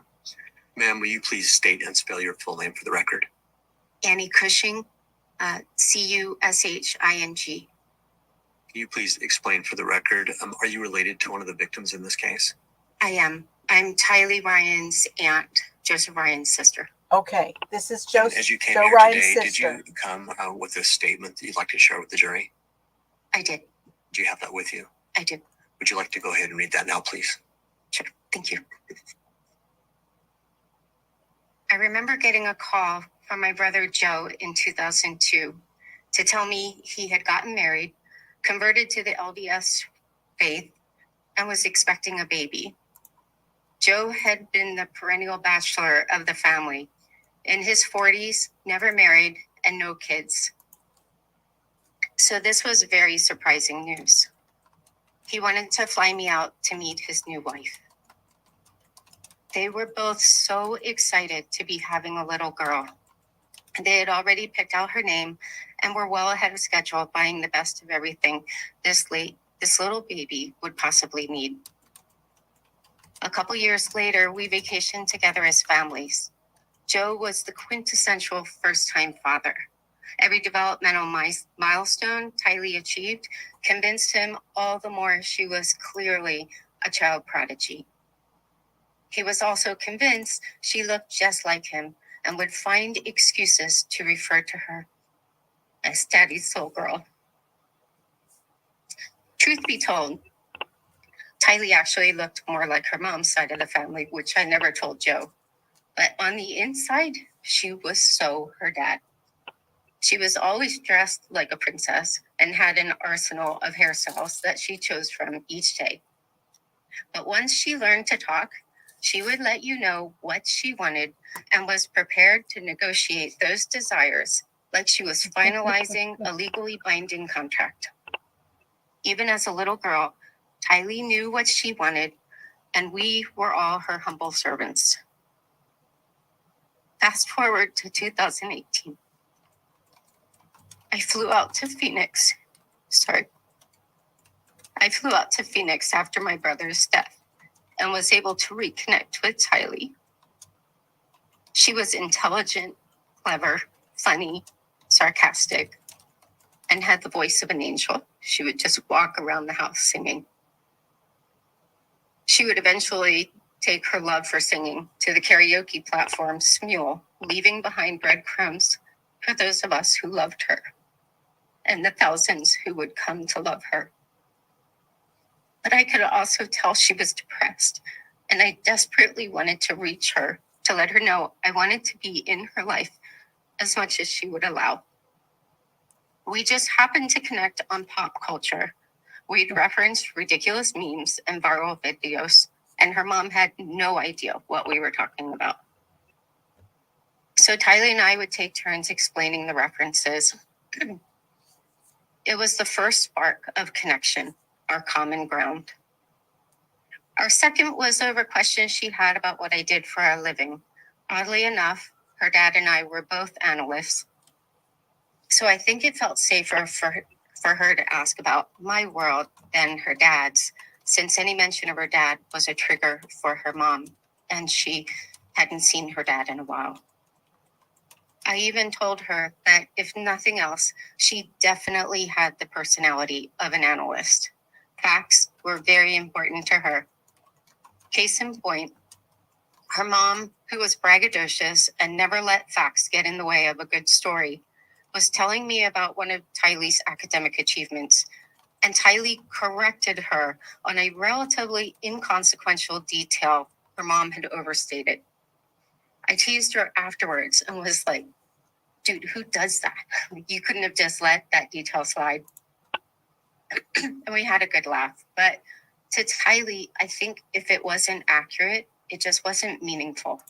She was exacting, just like her dad. My last night in Phoenix, we were supposed to have a girls' night out, but her mom changed her mind and said she was going to bed. It turned out to be the best gift she could have given me because it was the first time on that trip Tylee and I actually had time alone to connect. We enjoyed some small talk and foraged for food, but then I took a calculated risk and decided to share some things that I thought were really special about her. First, let me say, I've watched a lot of true crime over the years and know the tendency of family members to apply a halo effect to their loved ones after they pass, especially if they were victims. But after I left, one of my adult kids reached out to me to see how I was doing. We had an extended text message exchange about my time in Phoenix, and I talked about that interaction, which memorialized it. I just happened to find it in the course of the case, and I was like, no one's going to believe this actually happened. Everyone's going to attribute this to the Dateline effect. So I've actually published it publicly. For context, I had shared details about some of the conflict in the home leading up to this snippet. I wrote, Tylee opened up to me the last night after Lola went to bed. I feel trapped. I connected with Tylee, but don't want anything to do with Lolo ever again. And for this next snippet, I had shared some details about an outburst Tylee had toward her mom after she had said something grossly inappropriate about her dad. I wrote, she was this angry, resentful, sarcastic teen the entire week. Then we talked alone, and she was putty. She was so sweet and genuinely responsive to the genuine positive feedback I gave her. There's a picture of Tylee floating out there where she has the same sweet smile I saw that night. It had a vulnerability to it. It's my favorite picture of her because here she was, this walled garden, and in that interaction, she let me in. Even if it was just a step past the threshold, that brief exchange was the highlight of that week for me. Since learning more about her story, even up to that point, I completely understand why Tylee wasn't quick to let anyone in. Excuse me. By sharp contrast, according to Alex Gilbert, the defendant's neighbor who testified, he said Tylee didn't like people. That's not true. She wasn't ever angry or disrespectful in any way toward me, and I was there less than a week. We got along swimmingly. Now, his reported follow-up statement about her not liking him, that tracks. She was not one to suffer fools. I also found out in that chat she loved New York City. That was my open door. So I lobbed the idea of flying her out for her 18th birthday over the fence, and it was a hit. As I said in that text exchange, I was done with her mom and her extremist beliefs, but I thought there was a chance I'd have the opportunity to develop a relationship with Tylee that wasn't dependent on her mom. I planned to show her the best views that tourists don't know about, walk the High Line together, get real pizza, take her to the rotating restaurant in Times Square with breathtaking 360 views of the city, and let her reconnect with my daughter, who she hadn't seen since she was little. Her 18th birthday couldn't have been further from this celebratory event I had imagined. As her remains had been recently discovered in the defendant's backyard. Getting back to our last time together, I want to be fair. That trip certainly wasn't all bad. There were also some very sweet moments between Tylee and her mom, moments of hilarity and a fun outing. I also didn't see anything concerning with JJ. Everyone was nurturing and protective of him.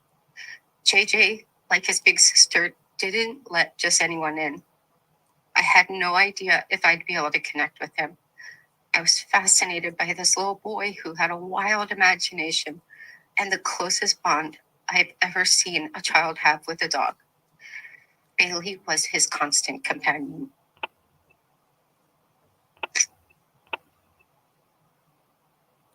I gotta stop for a second. That one killed me because, as you know, Lori got rid of his dog before they got rid of JJ. I think it was the week that JJ died, was killed. Lori got rid of his dog.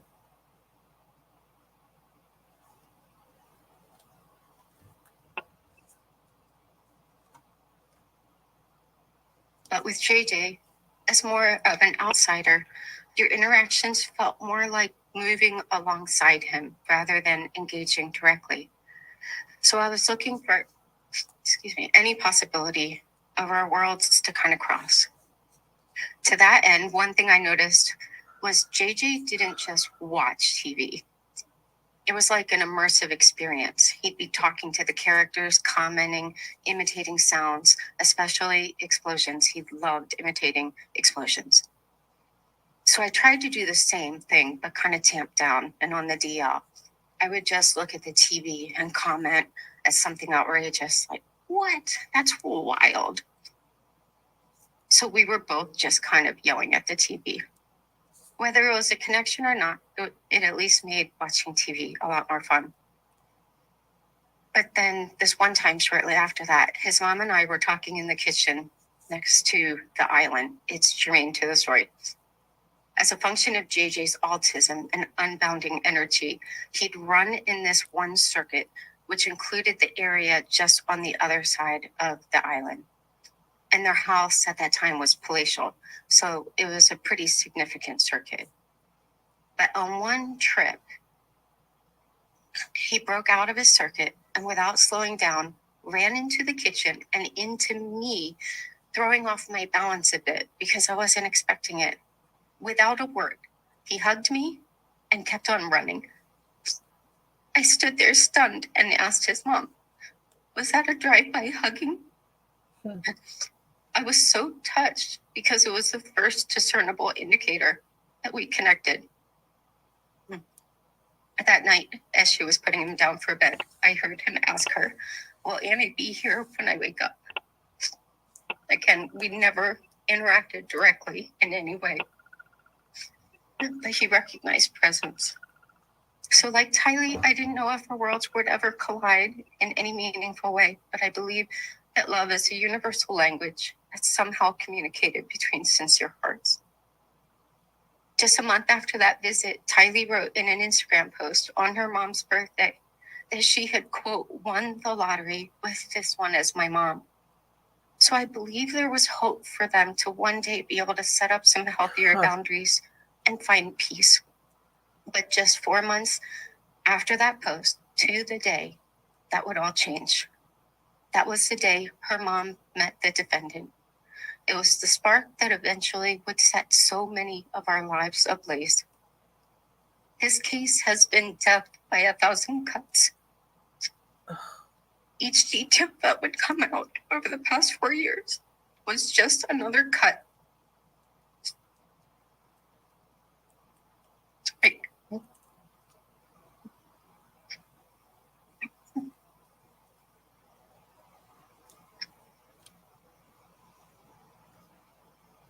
It's taken a toll on my family, my health, and my overall perspective. And it felt like the world had become a more dangerous place. Just a little peek behind the curtain. There was one time early in the case, Tylee and JJ were still missing, and the city was in lockdown because of the pandemic, and police were out en masse because of protests and riots in the city. It was like the whole world had gone mad. But I had gone for a run through Times Square, which looked like a ghost town with a sea of mental health billboards. When I passed a corner newsstand, there was a picture of Tylee and JJ on a magazine cover with a heart-grabbing headline. Seeing that against a backdrop of what looked like a post-apocalyptic landscape made it all the more surreal. But to be clear, it's still surreal It always will be. If someone had told me in 2002 that in 20 years' time, Joe and Tylee would both be dead, and I'd be swept up in a criminal case around Tylee's murder, I wouldn't have believed it. Tylee had her whole life ahead of her. She had dignity, she had dreams, she had goals. This defendant stole all of that. To close on a high note, a Greek philosopher once said, "The wheels of justice turn slowly, but grind exceedingly fine." I believe that has happened in this case. Thank you. Thank you, ma'am. I cannot imagine finding out that way, that they found the kids. I was in New Orleans. I was in New Orleans when I had just gotten back from New Orleans. And I heard it on a podcast that they had found the kids. And I was like, what? What? It was utter shock because I, like a lot of you guys, for following this from the get-go when we knew the kids were missing. And that was the big thing, was where are the kids? You know, and I saw Nate's deal where he followed them, the deal in Hawaii, you know, where the kids, all of that stuff. And I was listening to a podcast that was covering it. And it was like, wait a minute. What? Wait a minute. Nothing at that point made sense. Everything was blown right open and made no sense. I can't imagine being the family. I just can't imagine.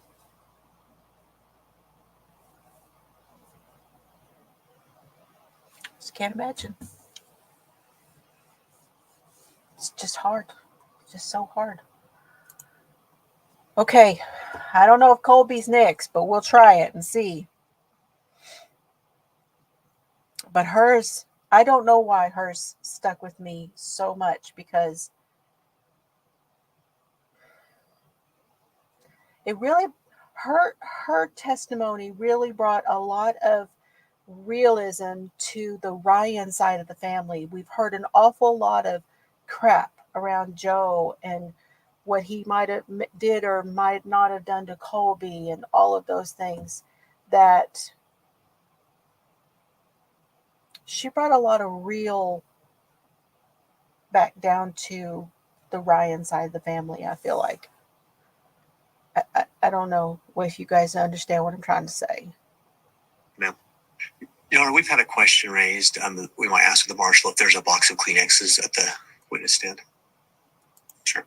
Yes, it is. And Judge, could we have a sidebar for a minute as well? Oh, Yes. they did do a sidebar here.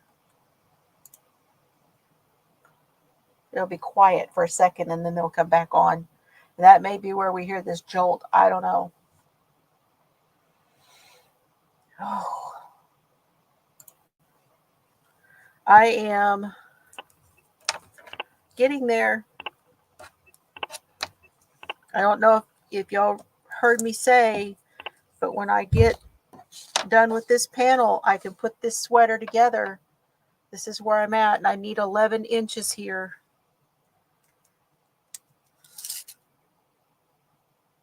And I'm at 7.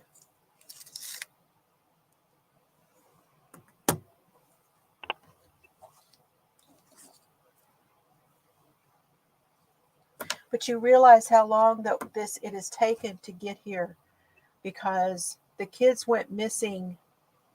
All of this crap really started in 19, and if you remember, we had the lockdown.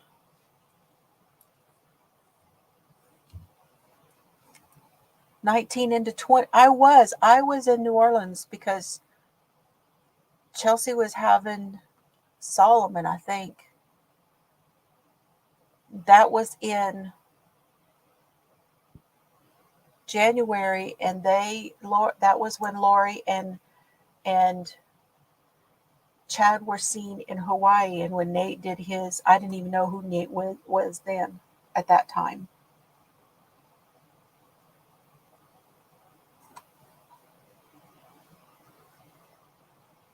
I'm so glad you're here, Shannon. I know it's later for you there. I did notice that oh, they're coming back. I noticed that the court stuff, they went off. I don't know if they went home. I don't know what happened. I was going to try to find something and find out what happened with the jury. I don't know if they gave it up for the night and that maybe they are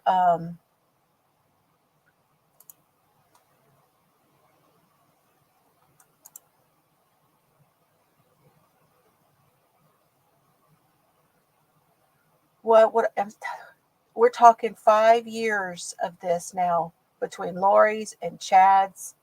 And someone asked, I think Shannon, you were asking, Lori's trial starts in August in Arizona for the death of Charles. It's in August.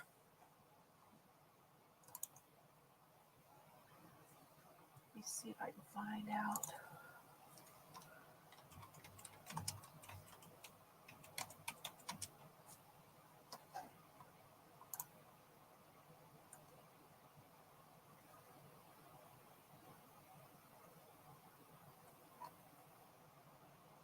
I'm trying to see if there's any kind of an update.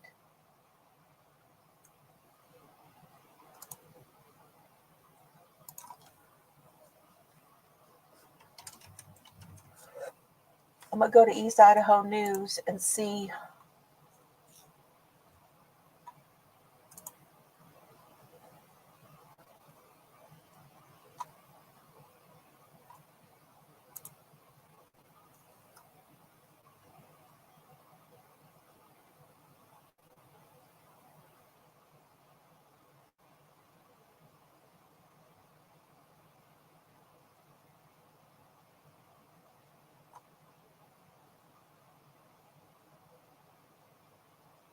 Not seeing anything on.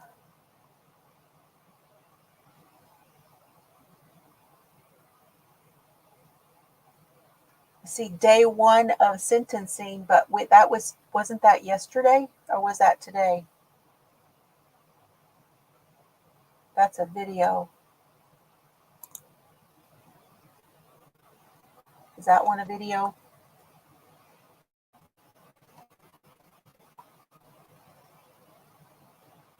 Did he? Oh, wow.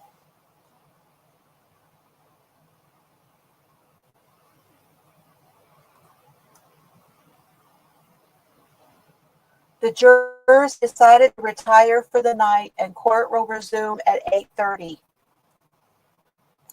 Robert Picton. Yeah, that's one of the cases I would like to do too.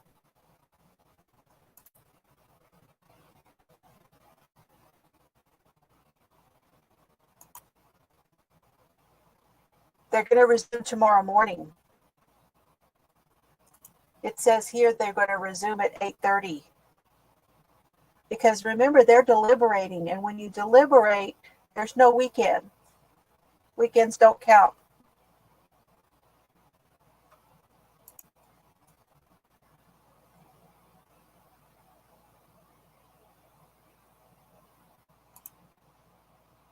It is a doozy of a case.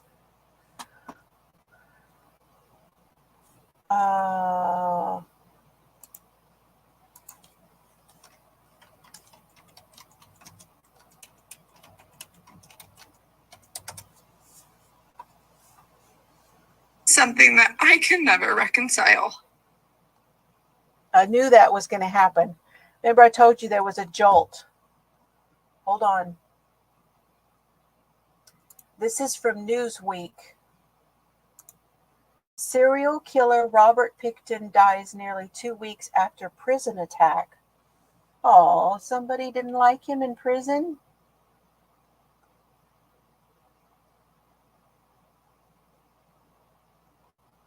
He was known as the pig farmer killer. He was 74.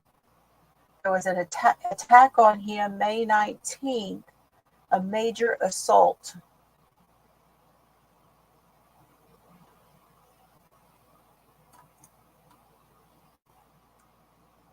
Oh my goodness, Annie.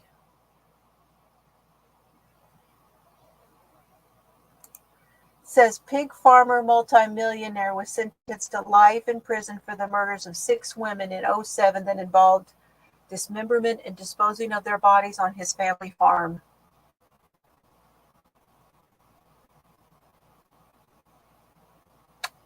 Wow. Didn't he involve everybody on the farm in this whole thing? Like his mother? Didn't they like bulldoze some of the bodies in and all kinds of stuff? I remember seeing a documentary about this one.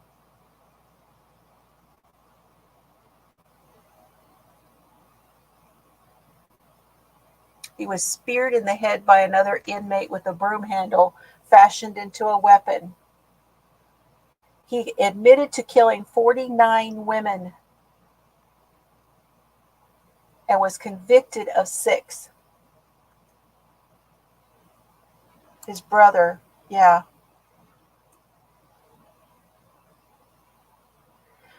I saw that come up today, Marilyn, and I have not read the article yet.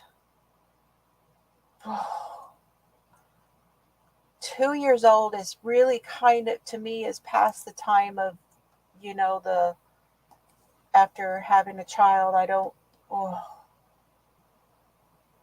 this was the end. I have been wanting to cover that. The Indigenous women up there. There's another podcast. You may know the name of that one, Shannon. There's another podcast that talks about the Indigenous women.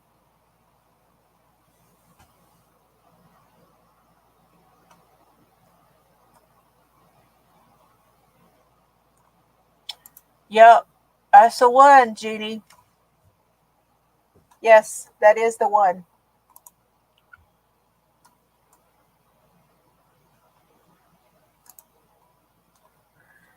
Do we want to see if we can find Cole?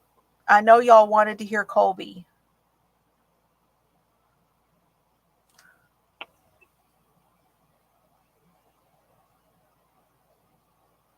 Highway of Tears was something else, I think. Wasn't that something else? Hold on.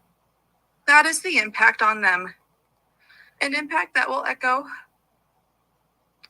through their lives.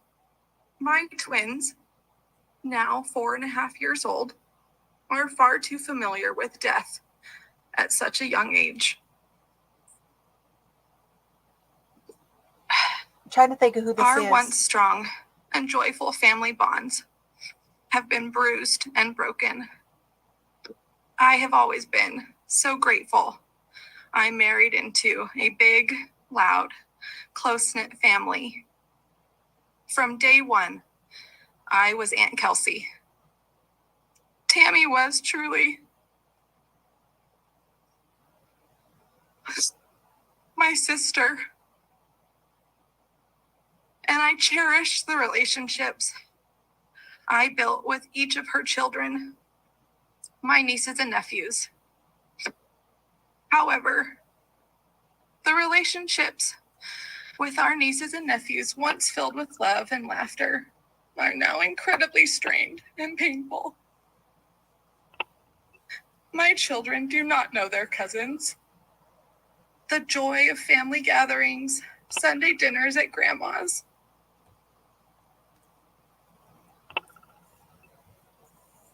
running around the neighborhood with their cousins, all the things that made our family vibrant and united are now lost.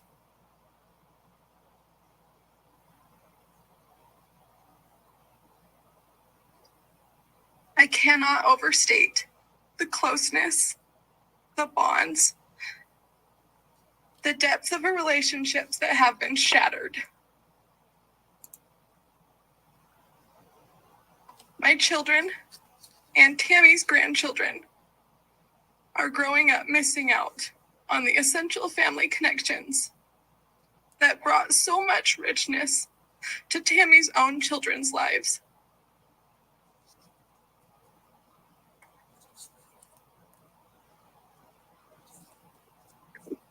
I desperately hope these relationships can be repaired.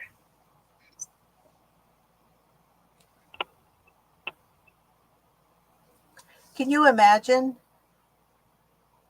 everyone we've heard so far say that they are willing to repair these relationships? I can't imagine what strong people they are.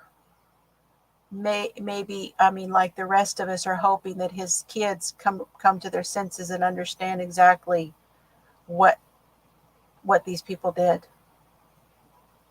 Goodness.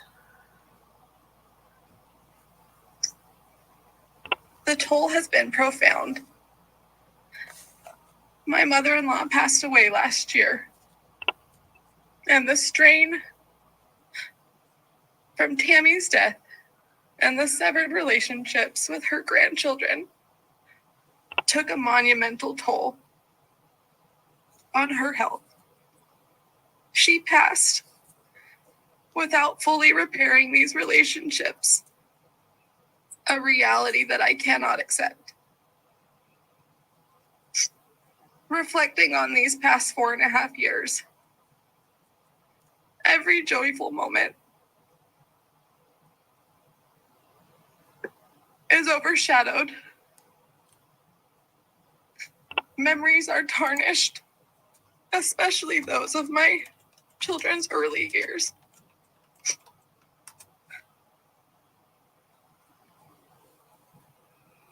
We've sought counseling. We've leaned on our family for support to navigate through trauma and grief. But we are exhausted beyond measure.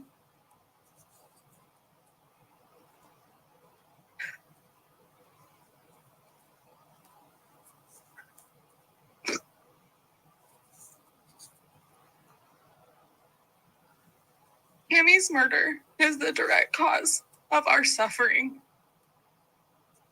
Pain, fractured relationships, and unhealed wounds are all part of the aftermath. This is the legacy of anguish and sorrow that will haunt our family for generations. Thank you.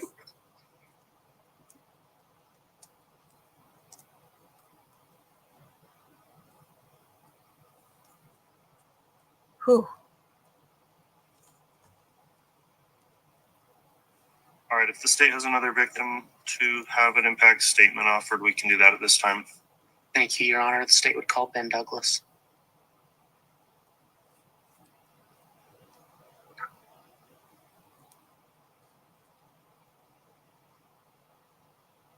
Is this another brother, maybe?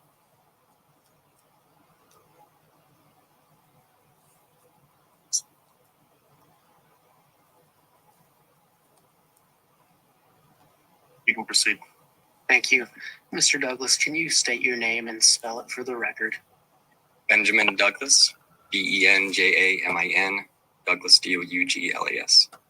And can you tell the jury which victim in this case you're related to and how? I am Tammy Daybell's youngest brother. Thank Youngest. you. Did you prepare a statement to read today? Yes, I have. If you could do that now, thank you. October 10th, 2019, I became the father of twins after years of my wife Kelsey and I struggling to have children. We started the current chapter of our life. This is her husband. Just 9 days later, on Saturday, October 19th, 2019, exhausted as a parent to newborn twins is, I received a phone call from my sister Samantha informing that our sister Tammy had passed away overnight. I was in shock and physically unable to move out of that bed for hours after, sobbing and wondering why this had. I had seen her just a few weeks previous when she stopped by our home alongside my parents, bringing gifts for the twins and excitedly saying that she had been hoping they'd show up in time for her visit. My children only know their Aunt Tammy from pictures, stories, and grave marker that they frequently request to visit. They only know their dad as someone dealing with great amounts of grief and anxiety, and I only know how to parent as someone fighting through the tidal waves of loss, media coverage, texts, phone calls, and at-home visits from reporters. The amount of sleepless nights I've had from raising twins pales in comparison to the nights I've been kept awake by nightmares of someone close to me hurting my children. The amount of damage, having trust that was built over decades of family time, completely broken, does to an individual is unmeasurable. The pain of not just losing your sibling, but to have their children, my nieces and nephews, completely alter their relationships with me is excruciating and a lasting hurt. Instead of there being a collective healing and grieving process, there is still ongoing damage and pain. Yeah. Where there should be love and comfort from close family bonds, there are now major fractures that I can only hope will one day mend and be made whole. I miss sharing our birthday month, which now feels hollow and empty. I miss my sister. Thank you.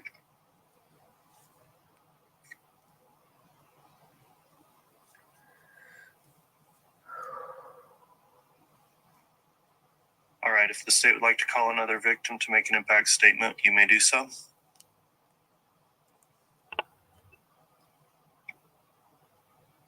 Turner, could we approach? Yes.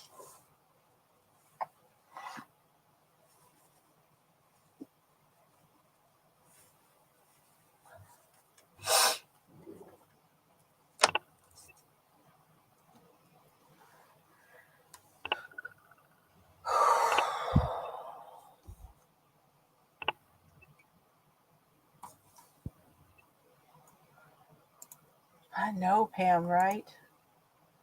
But All like he right, thank you, says, council. We've been going some time at this point. In lieu of lunch, however, we do just want to take a restroom break because I'm not sure that there's too many more. However, I think it is a good time to stop and give everyone a break for a moment. like he said, having twins and then parenting through it, parenting through that this is your time now after she's gone, and then finding all of this stuff out. And like the previous guy said, the brother before, who said, we're just get over one thing and then there was something else, and so then this whole portion of your life after she's gone is this with this, and then this part of life with this, and then this happened. Wow. Yeah.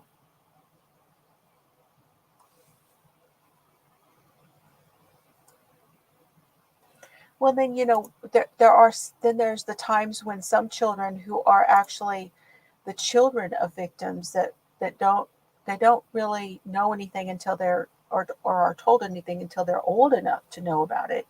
And then when they do, sometimes they go and look it up for themselves too. So we heard that with some of the girls from the Long Island serial killer. Okay, you guys, how about while they're doing their break, I've got it paused right now. I want to do the giveaway. I haven't done the giveaway yet. So, okay, those of you who are in the bushes watching, I really appreciate you too.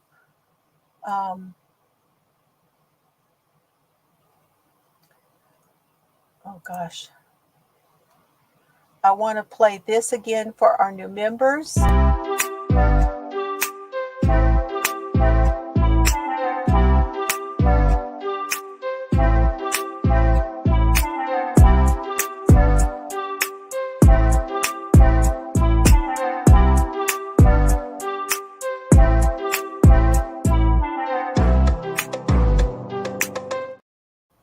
Oh,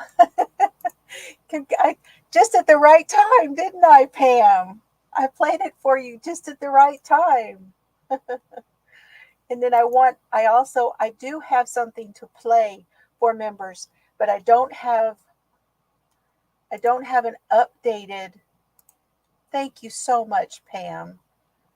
Let me get it for you. Hold on. Let me see if I can find. No, that's not it.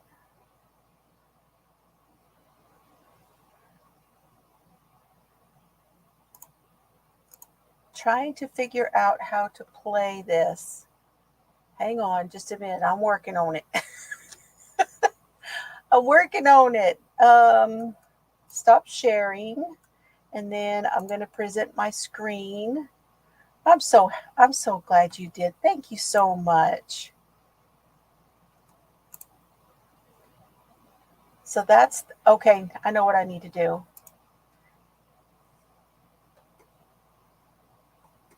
That's the extra screen. Now let me try this again.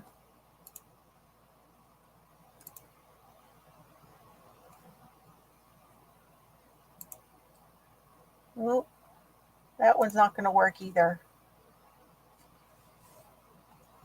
Hold on.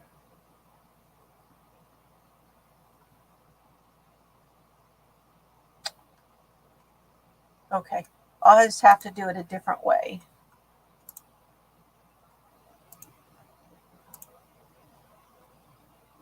I'm going to have to add it in, and then I will play it for you. Add it to my lineup over here, and then I can play it for you.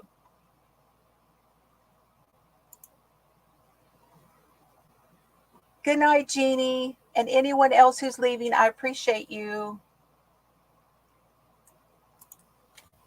Okay, I'm going to mark the chat. What word are we going to put in here?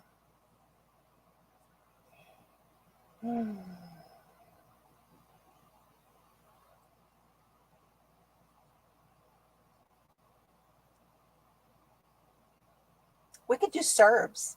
How about we do y'all know how to spell Cerbs? C-E-R-B-S. Cerbs. That is your word.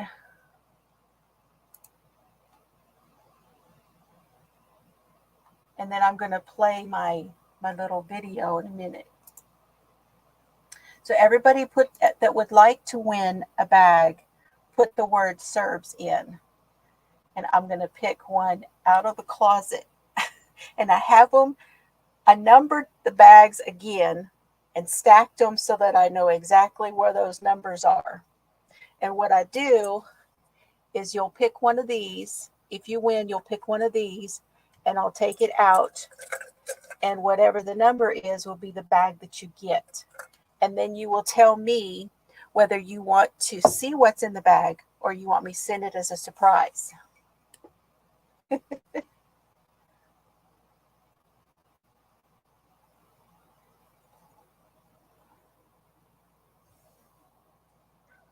Hello, Leanie. Good to see you.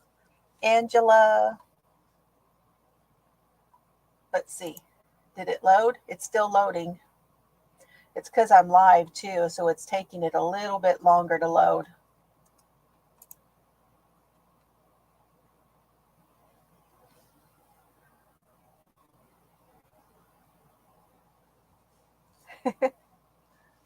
Just one time for my deal, because I'm not going to use the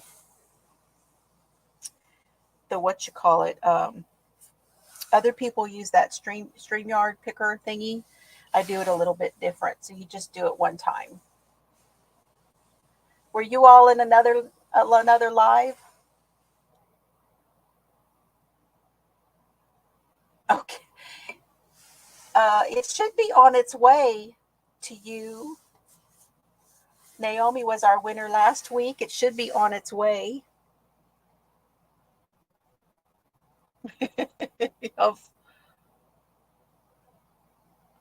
She's maybe. Are you hungry, Shannon? She wrote carbs. No, it's okay. Watching on your TV. Oh, see, I do that too, you guys. I watch on my TV and then I comment with my phone. Oh, okay. Okay. She's your moderator. She's having carbs. Oh, that's funny.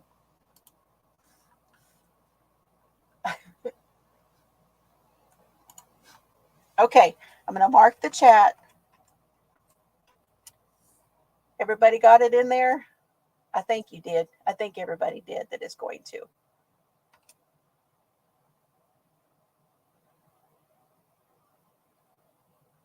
Okay, now we have to see how many there were.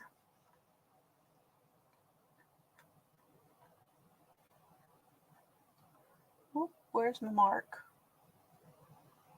Okay, 1, 2, let's see. 1, 2, 3, 4, 5, 6, 7, 8, 9, 10, 11, 12, 13, 14, 15, 16, 17.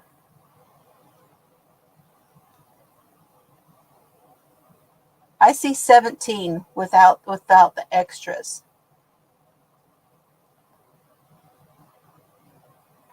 Oh, thank you, Lori. I like that too. I like everybody to be so I can see them. Ooh, I'm gonna turn my fan on.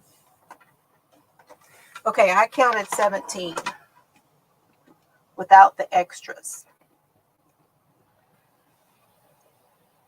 It's okay. Sometimes it happens. Okay. Now let me see if Mr. Fiber's still in the music room. Hold on.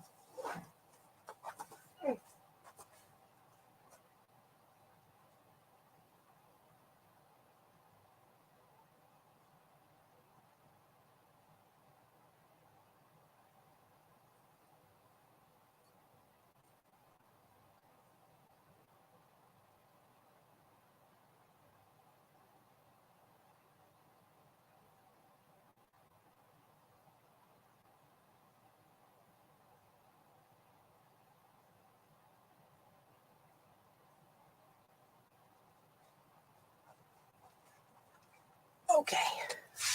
I had to ask Mr. Fiber for a number because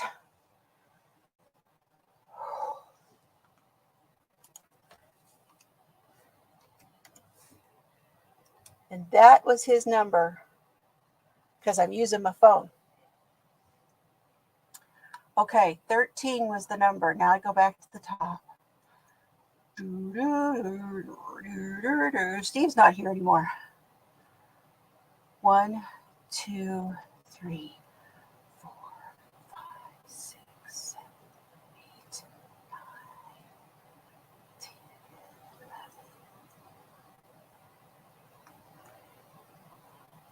11. No, 10, 11, 12. Is it Joyce?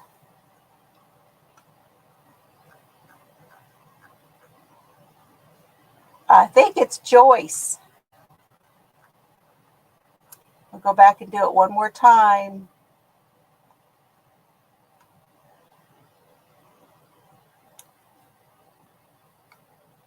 Okay, so Marilyn was 1. Tina was 2. Then Joan, 3. Is that right?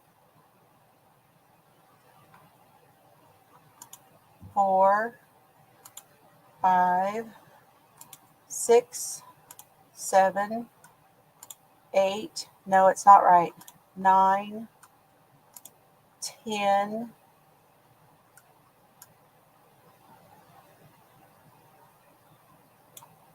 11, 12. It's Angela. Because we had doubles. It's Angela.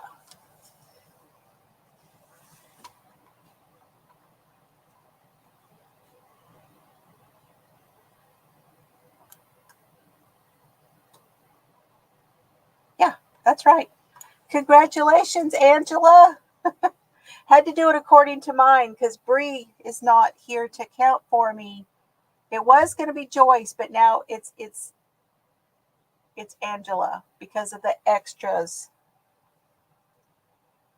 Yay. Okay, email me, Angela. fiberflooziecrafts@gmail.com. Oops, did I do that wrong? No, I think I did it right. There we go. Email me there so that I don't forget. Because I forget stuff if I don't have the email.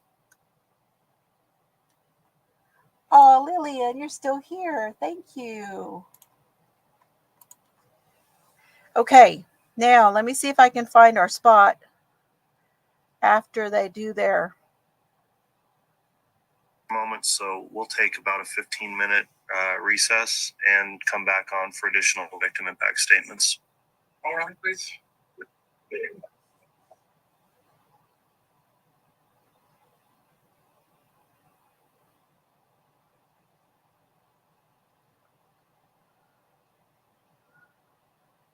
trying to forward it.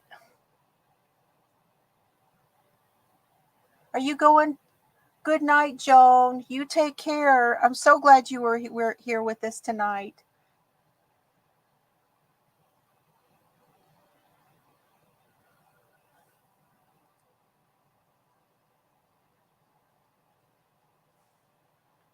I'm going to turn it down in case I do get...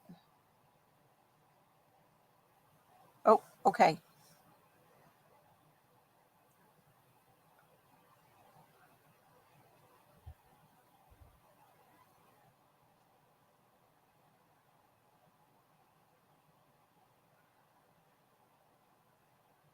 Trying to find Colby's.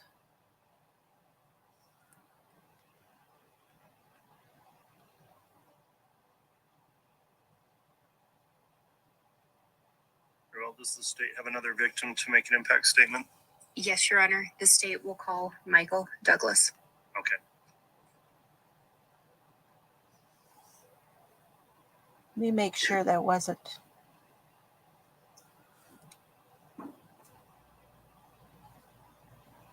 Hold on. She had to spend the last of her years. It created a void that is unmistakable. We used to have a close relationship with Tammy's children, but now our relationship is strained, and some of the kids that I helped raise, Okay, that was not the right spot. what happened.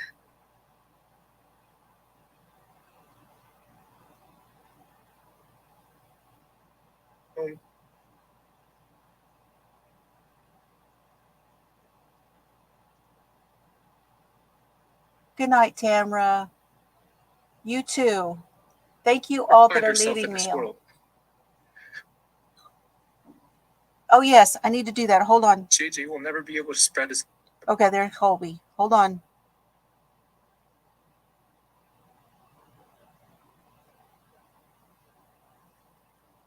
Okay, the jury's coming in, I can tell. Yes, okay. Okay, which one do you want? We've got that one. We've got 2 grays, a teal, and some whites. Angela, you have to pick a color so that I can figure out which bag.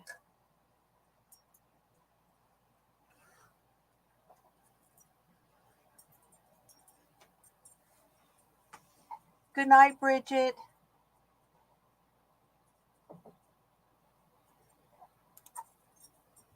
Have a good night.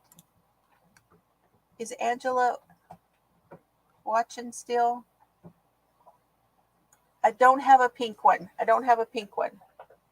I got 2 grays, a blue, well, a teal, and whites. Kitty cats and a dog. 2 dogs, 2 kitty cats.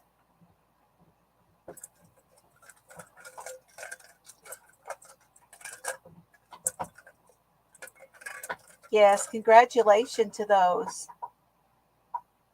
Okay, I really want to play Colby's. We'll do that here in just a minute. She said pink. Are you talking about the one with the pink on the ears? Okay, we can do that one.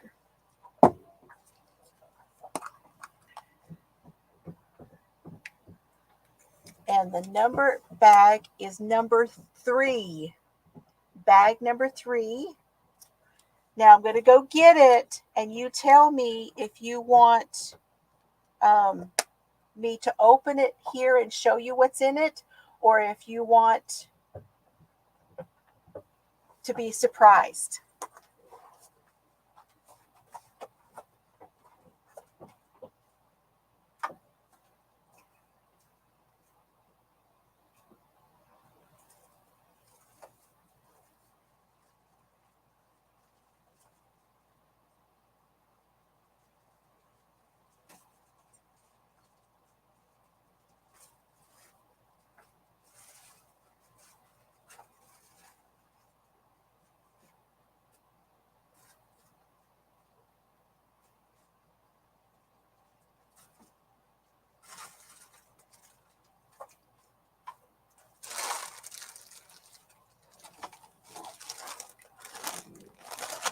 Good night, Joyce. Okay. Ooh, you guys are walking late. Absolutely. I'm glad I could do it. I'm glad I felt better today. She wants it to be a surprise. Well, I'm going to show you what the bag looks like. This is from the side.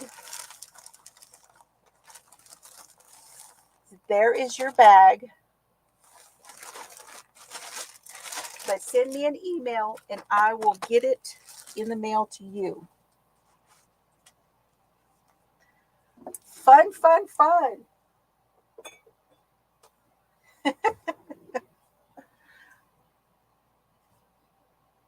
And you know, there's so many of you guys that have been here. Oh, I'll tell you what I'm going to do too. Hold on.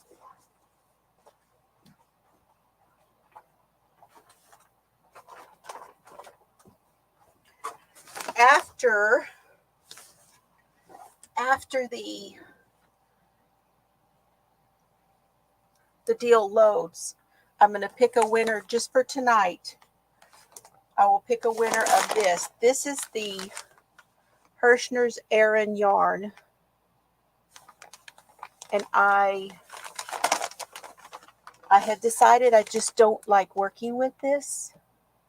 So someone is going to get this.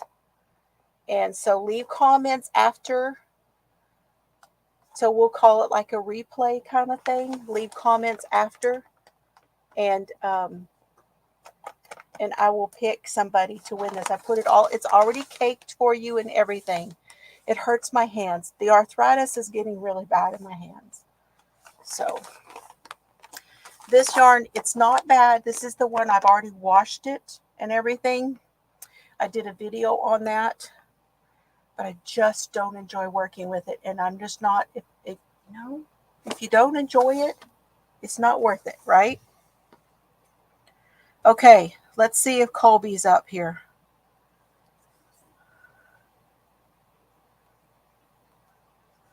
All right. Yeah, the colors look so good together. It's like a mustard. You can go to that video and watch the plum and claret, mustard, natural, and navy. They all look really good together. So you get all of them, so you really will be able to make a nice little project out of that. Freeze off President County for you. Thank you. Please be seated.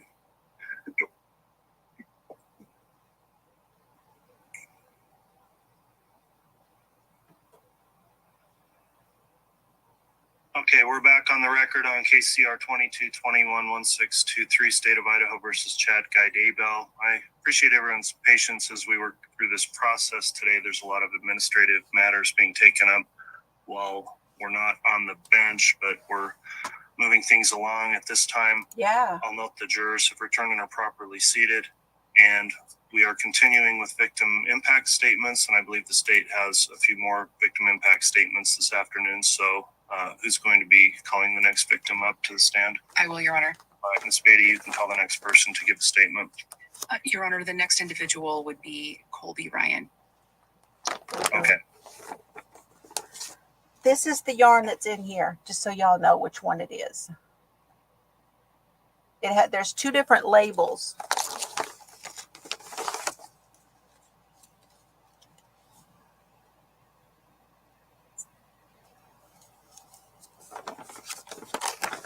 Colby, could you state your full name and spell your last name?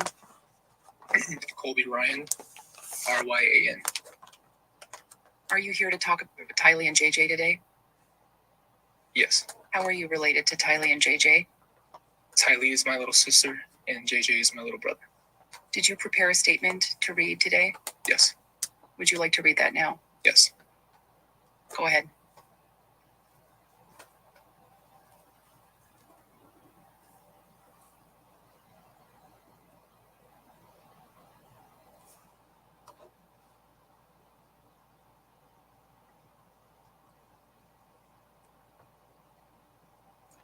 It's 100% acrylic. It is very hard for me.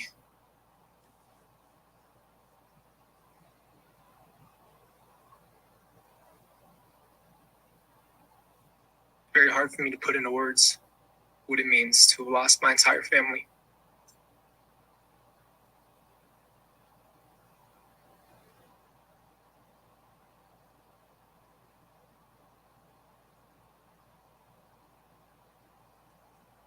I lost the ability to watch Tylee and JJ grow up.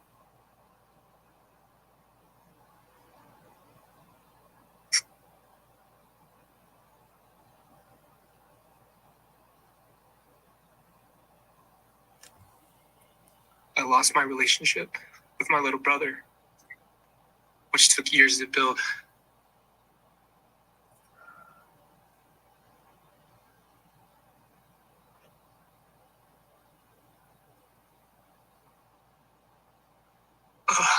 It's okay if you need a moment. Take a moment if you need to. All right. It took years to build, to even have him be able to look us in the eyes.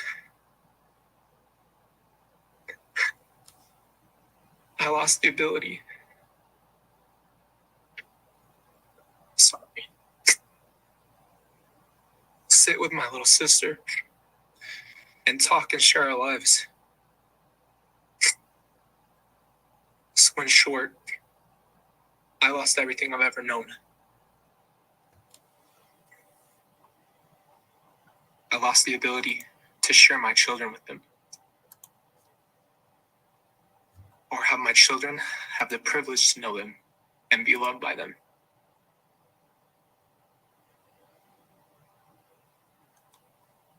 My 3 kids will never know the kindness of Tylee's heart.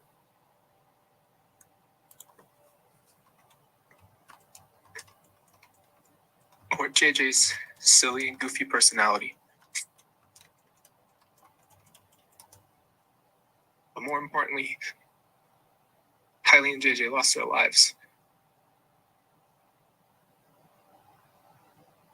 Tylee will never be able to travel like she always wanted to, or have a family of her own.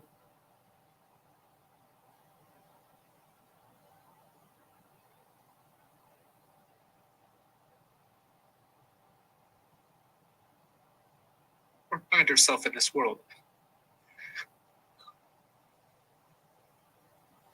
JJ will never be able to spread his love or his light around the world the way he used to. The only way I could describe the impact of their lives being lost is like a nuclear bomb dropping. I will never be able to share her gifts with the world, or have all the people who love her get to hear her incredible laugh. Sorry. JJ will never get to grow up.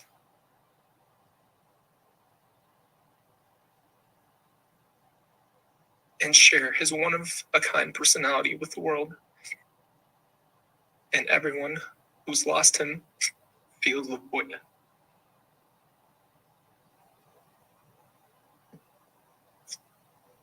It's not an overstatement to say that I lost everything. But more importantly, we all lost Tylee and JJ.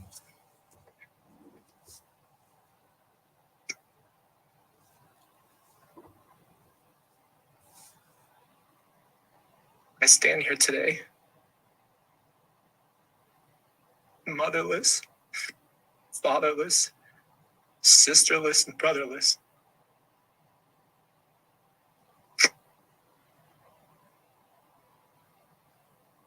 The only course forward is to trust in Christ, knowing that He has them in His arms, and wait for the day that we all meet again. I pray for all of you who have bleeding hearts. Thank you. You.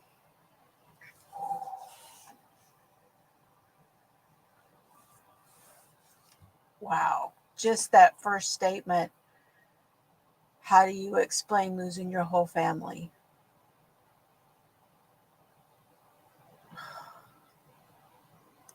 Wow. I only caught one little snippet of that. That's the first time I've heard his whole statement.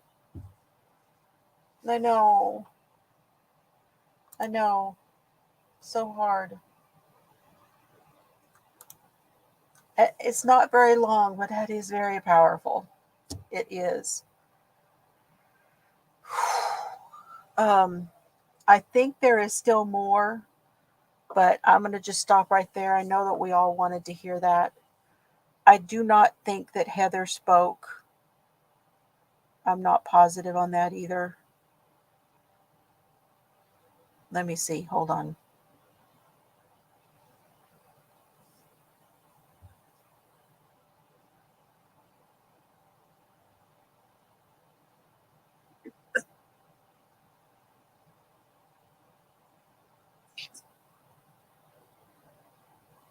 I am.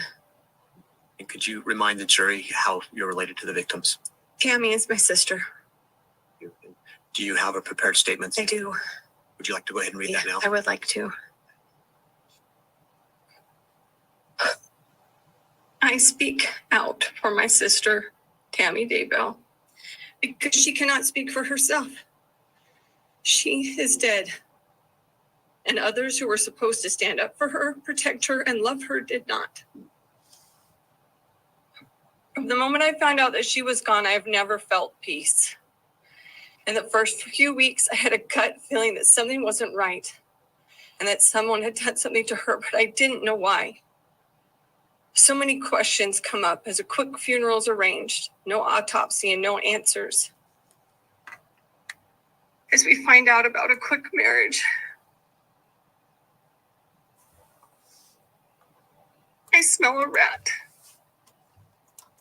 As any woman does, I search out answers and dig through whatever evidence I could find. None of it was reassuring or good. There's still no peace to be found. We are questioned by police about missing children. And this uneasiness I had felt about Tammy's death only intensifies. We are notified that Tammy has been exhumed. And this is my first moment of maybe now I can get the answers I seek. But with the pandemic and exhaustive testing, I don't see results for a long time. My family sits in a limbo of not knowing why or what happened. In the meantime, there's a large investigation, many more questions. We are hounded by news reporters through phone calls, texts, emails, social media, and even with surprise visits at our front door. Still no peace. I am asked about a pet cemetery. And a few days later, I watch with the world as the bodies of two precious missing children are found on the same property where my sister died. I retched and sobbed over learning about JJ and Tylee. 2 more victims and no peace to be found for anyone. When we finally get the long-awaited autopsy results, our worst fears are confirmed and we know that she was murdered. We have spent almost 5 years waiting for there to be peace. That's what I was saying, 5 years. My sister, Tammy, was my best friend. Before she moved to Idaho, we talked to each other almost every day, or saw each other almost every day. Her first year there was a hard adjustment, but she made a place for herself there and was a great member of her community. Tammy was a force for good at her school, influencing children, making friendship with others, and being a person you could count on. Pardon me.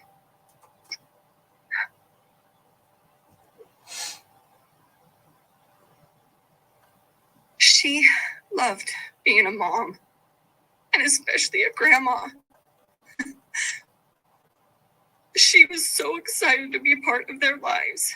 She was content and happy. Her and I had made plans that when we were old that we would live next door to each other.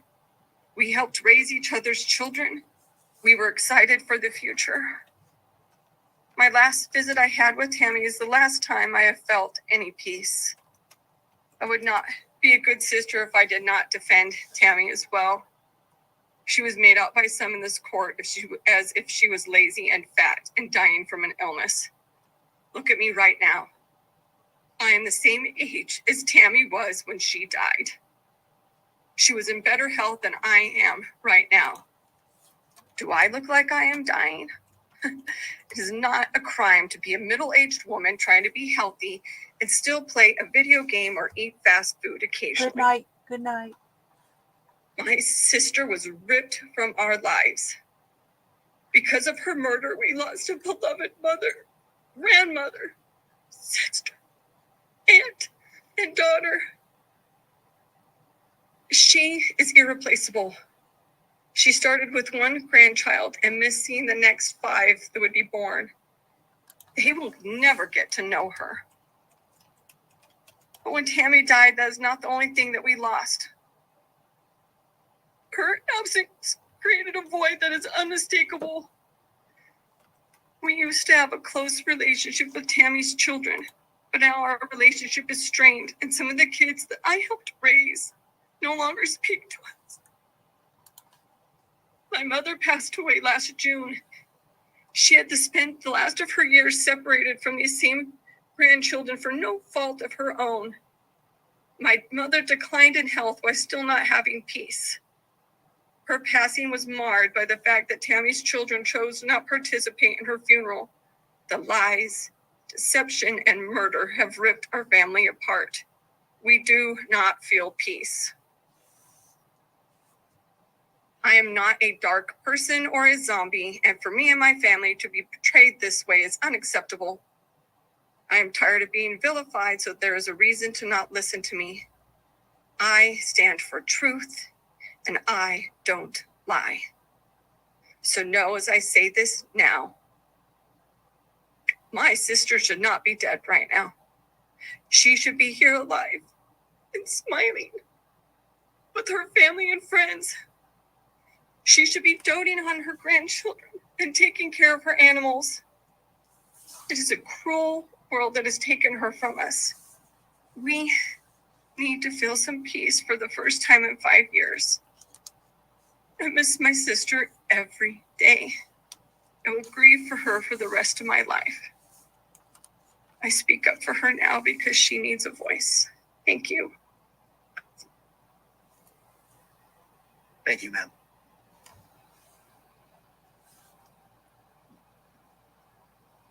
I don't know which sister that was. I didn't catch the name in the beginning. Girl, does the state have another victim to make an impact statement? Yes, Your Honor. The state will call Michael Douglas. Okay.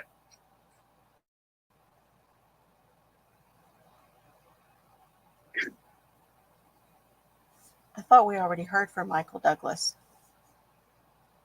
Bliss. And are you related to a victim in this matter? I am. And who is that? Tammy. How are you related to Tammy? I am Tammy's sibling. Did you prepare a statement for today? I did. Would you please read It's that? another brother. I am. I don't know.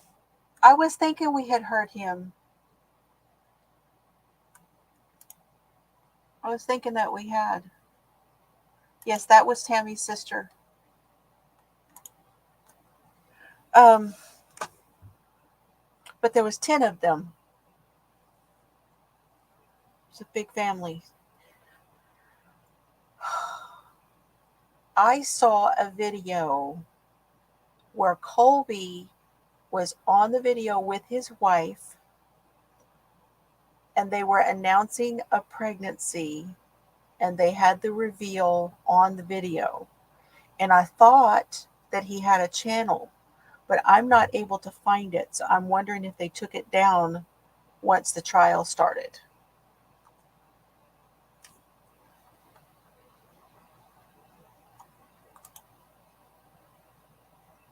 Yeah, that we had the dad. Let me see if I can fast forward it and see who was after this one.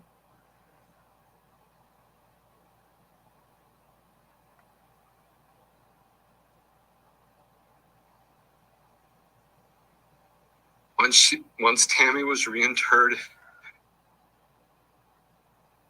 my mom asked that we would meet again at the gravesite, and we did so, and held a family service. Oh.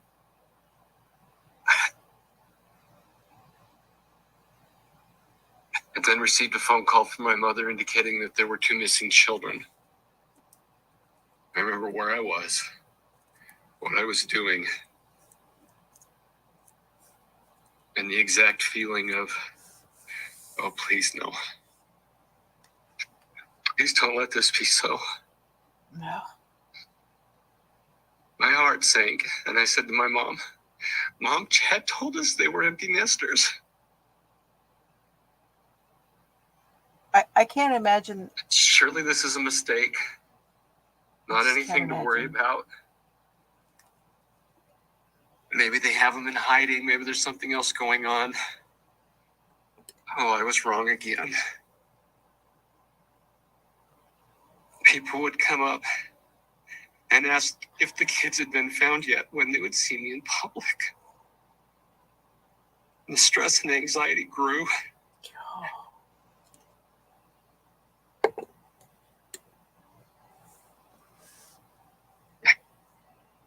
And then the day came that the children were found.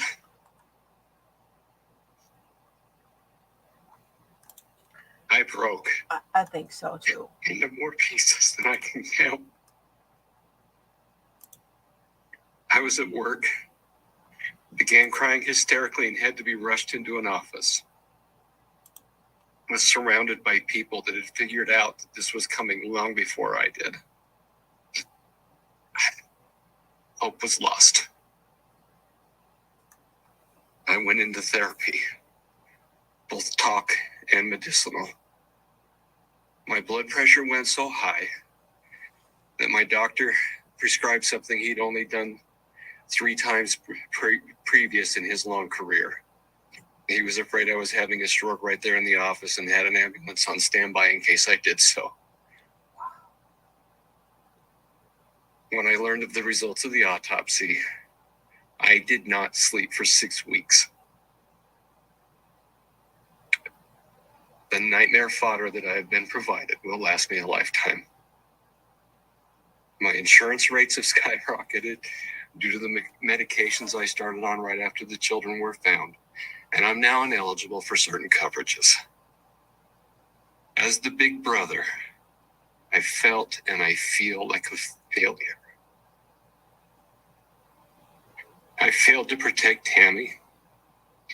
I looked for a silver lining, as we do as big brothers, trying to set up some kind of a win, and none to be found. For the first time in my life, I was unable to function at the level I always had. Work, family, God, all of my relationships suffered. I had to be told by my therapist that I had already lost, that I would not find a win, I have mostly come to terms with that, but the loss is still so very raw. I now have an angry part that has become hopefully not a permanent part of me. People that have known me most of my life don't know who I am. They don't know what I'm going through because they are not the big brother whose sister was killed. I cannot tell you what my dad or siblings have suffered because I did not lose a child or an older sibling. The grief and suffering is unique to each of us, but has driven wedges of misunderstanding. If this were radioactivity we were dealing with, I would look to the half-life to see when the pain and suffering might stop. The half-life of this experience will cover generations and many lifetimes. The scarring continues and the painful things keep happening. I have likened it to being in a slow-motion train crash these past 4.5 years. Watching loved ones and myself, as well as total strangers, caught up in the disaster, continuing to be pummeled with no end in sight. Today, hopefully, that train wreck loses momentum and finally comes to a screeching halt. I helped to found a charity to honor Tammy's legacy and to keep her memory alive. We named it after her, and I have had many suggest that the name Daybell should not be there. That was her name. That was and is her children's names, and her grandchildren's names, and will continue to be. We have strived to stay out of the public eye, to not do media requests, to not speak publicly about this, because we have attempted to continue our relationships with Tammy's children, to be able to have relationships with her grandchildren, all of their families. We love them and care for them, but there has been an alienation that is as painful as losing Tammy. It's been talked about throughout their We have family. relatives, children that have joined the family that we have not been allowed to meet due to this train wreck that you're all part of. Oh, God. I have been robbed of the opportunity of growing old with my little sister, being grandparents together and teasing each other into old age. I have had my peace stolen, and I have to fight every day to be patient and kind with others and myself.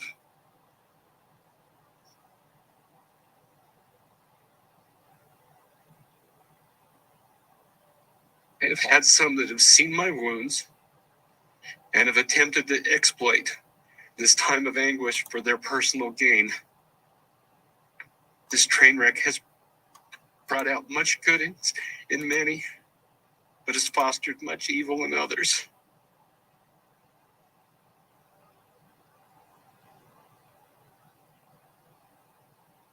I have lost a large portion of my income, my creative energy, and my ability to be of service to others due to the general loss of energy and health that this has caused.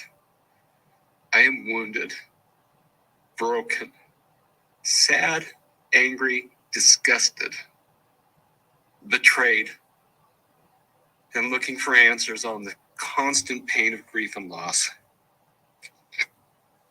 We hope that after this is over, we can attain closure and healing and take the next steps to finding ways to heal and grow stronger from these wounds afflicted upon us.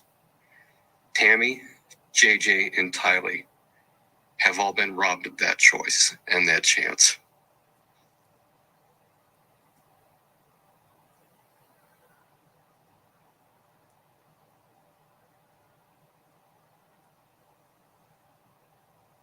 Whew.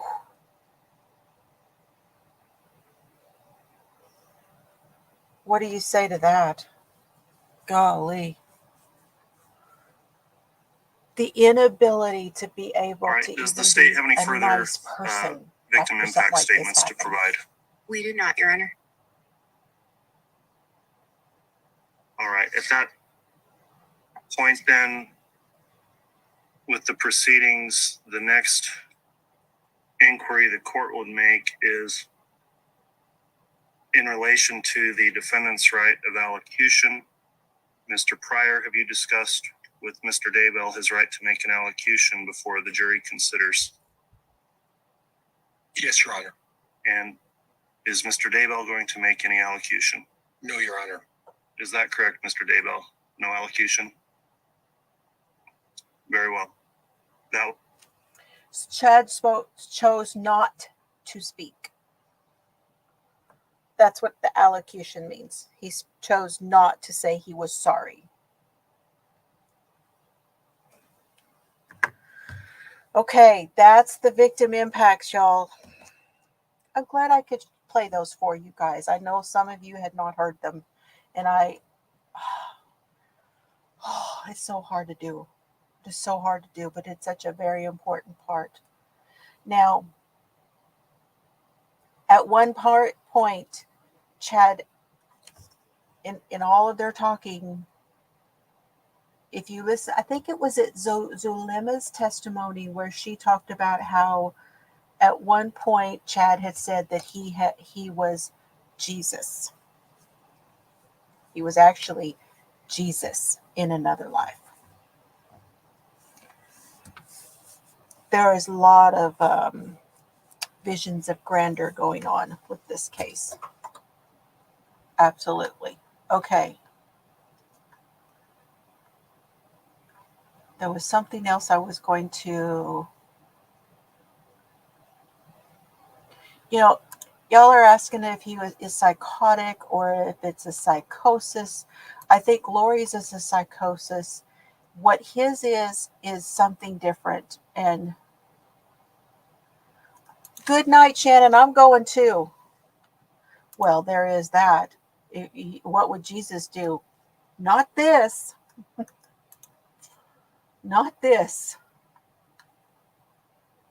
But I don't know what you would call what he is. Psychopathic is what they usually say when someone does not have empathy. And even if you listen to him talking to his daughter and he says, well, it'll be okay, and I'm not coming back, and she's crying, and he's not really reacting to that at all. He's really not. So I believe that's a little bit of a, psychopathic.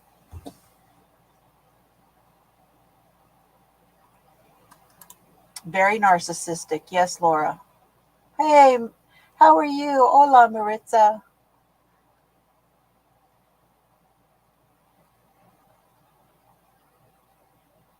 Yes. It was just, I can't imagine being either of these families. I just can't. Okay, you guys, what I can think of is I got to get out of this chair. Okay. It's time for me to move around because it's not doing my back any good to sit this long. So I have got to go. And I really enjoyed spending time with y'all and going over this. We're so close to the end of this. They're going to come back at 8:30 tomorrow morning. I am not. I am going to go to my dad's at some point tomorrow and help him with some paperwork and stuff that he needs to do. So I don't know whether I will be here on Sunday. That's why I have not posted a Sunday deal. But please come back and post if you want to win the Hirschner's yarn, come back and post something below. If you're watching this on replay, you can post something. Post me a comment, okay? I love y'all. Thank you so very much. I'm just so glad this one is over. Now we look forward to the one in Arizona. But I love y'all. Have a great weekend. Thank you so much. I got to go.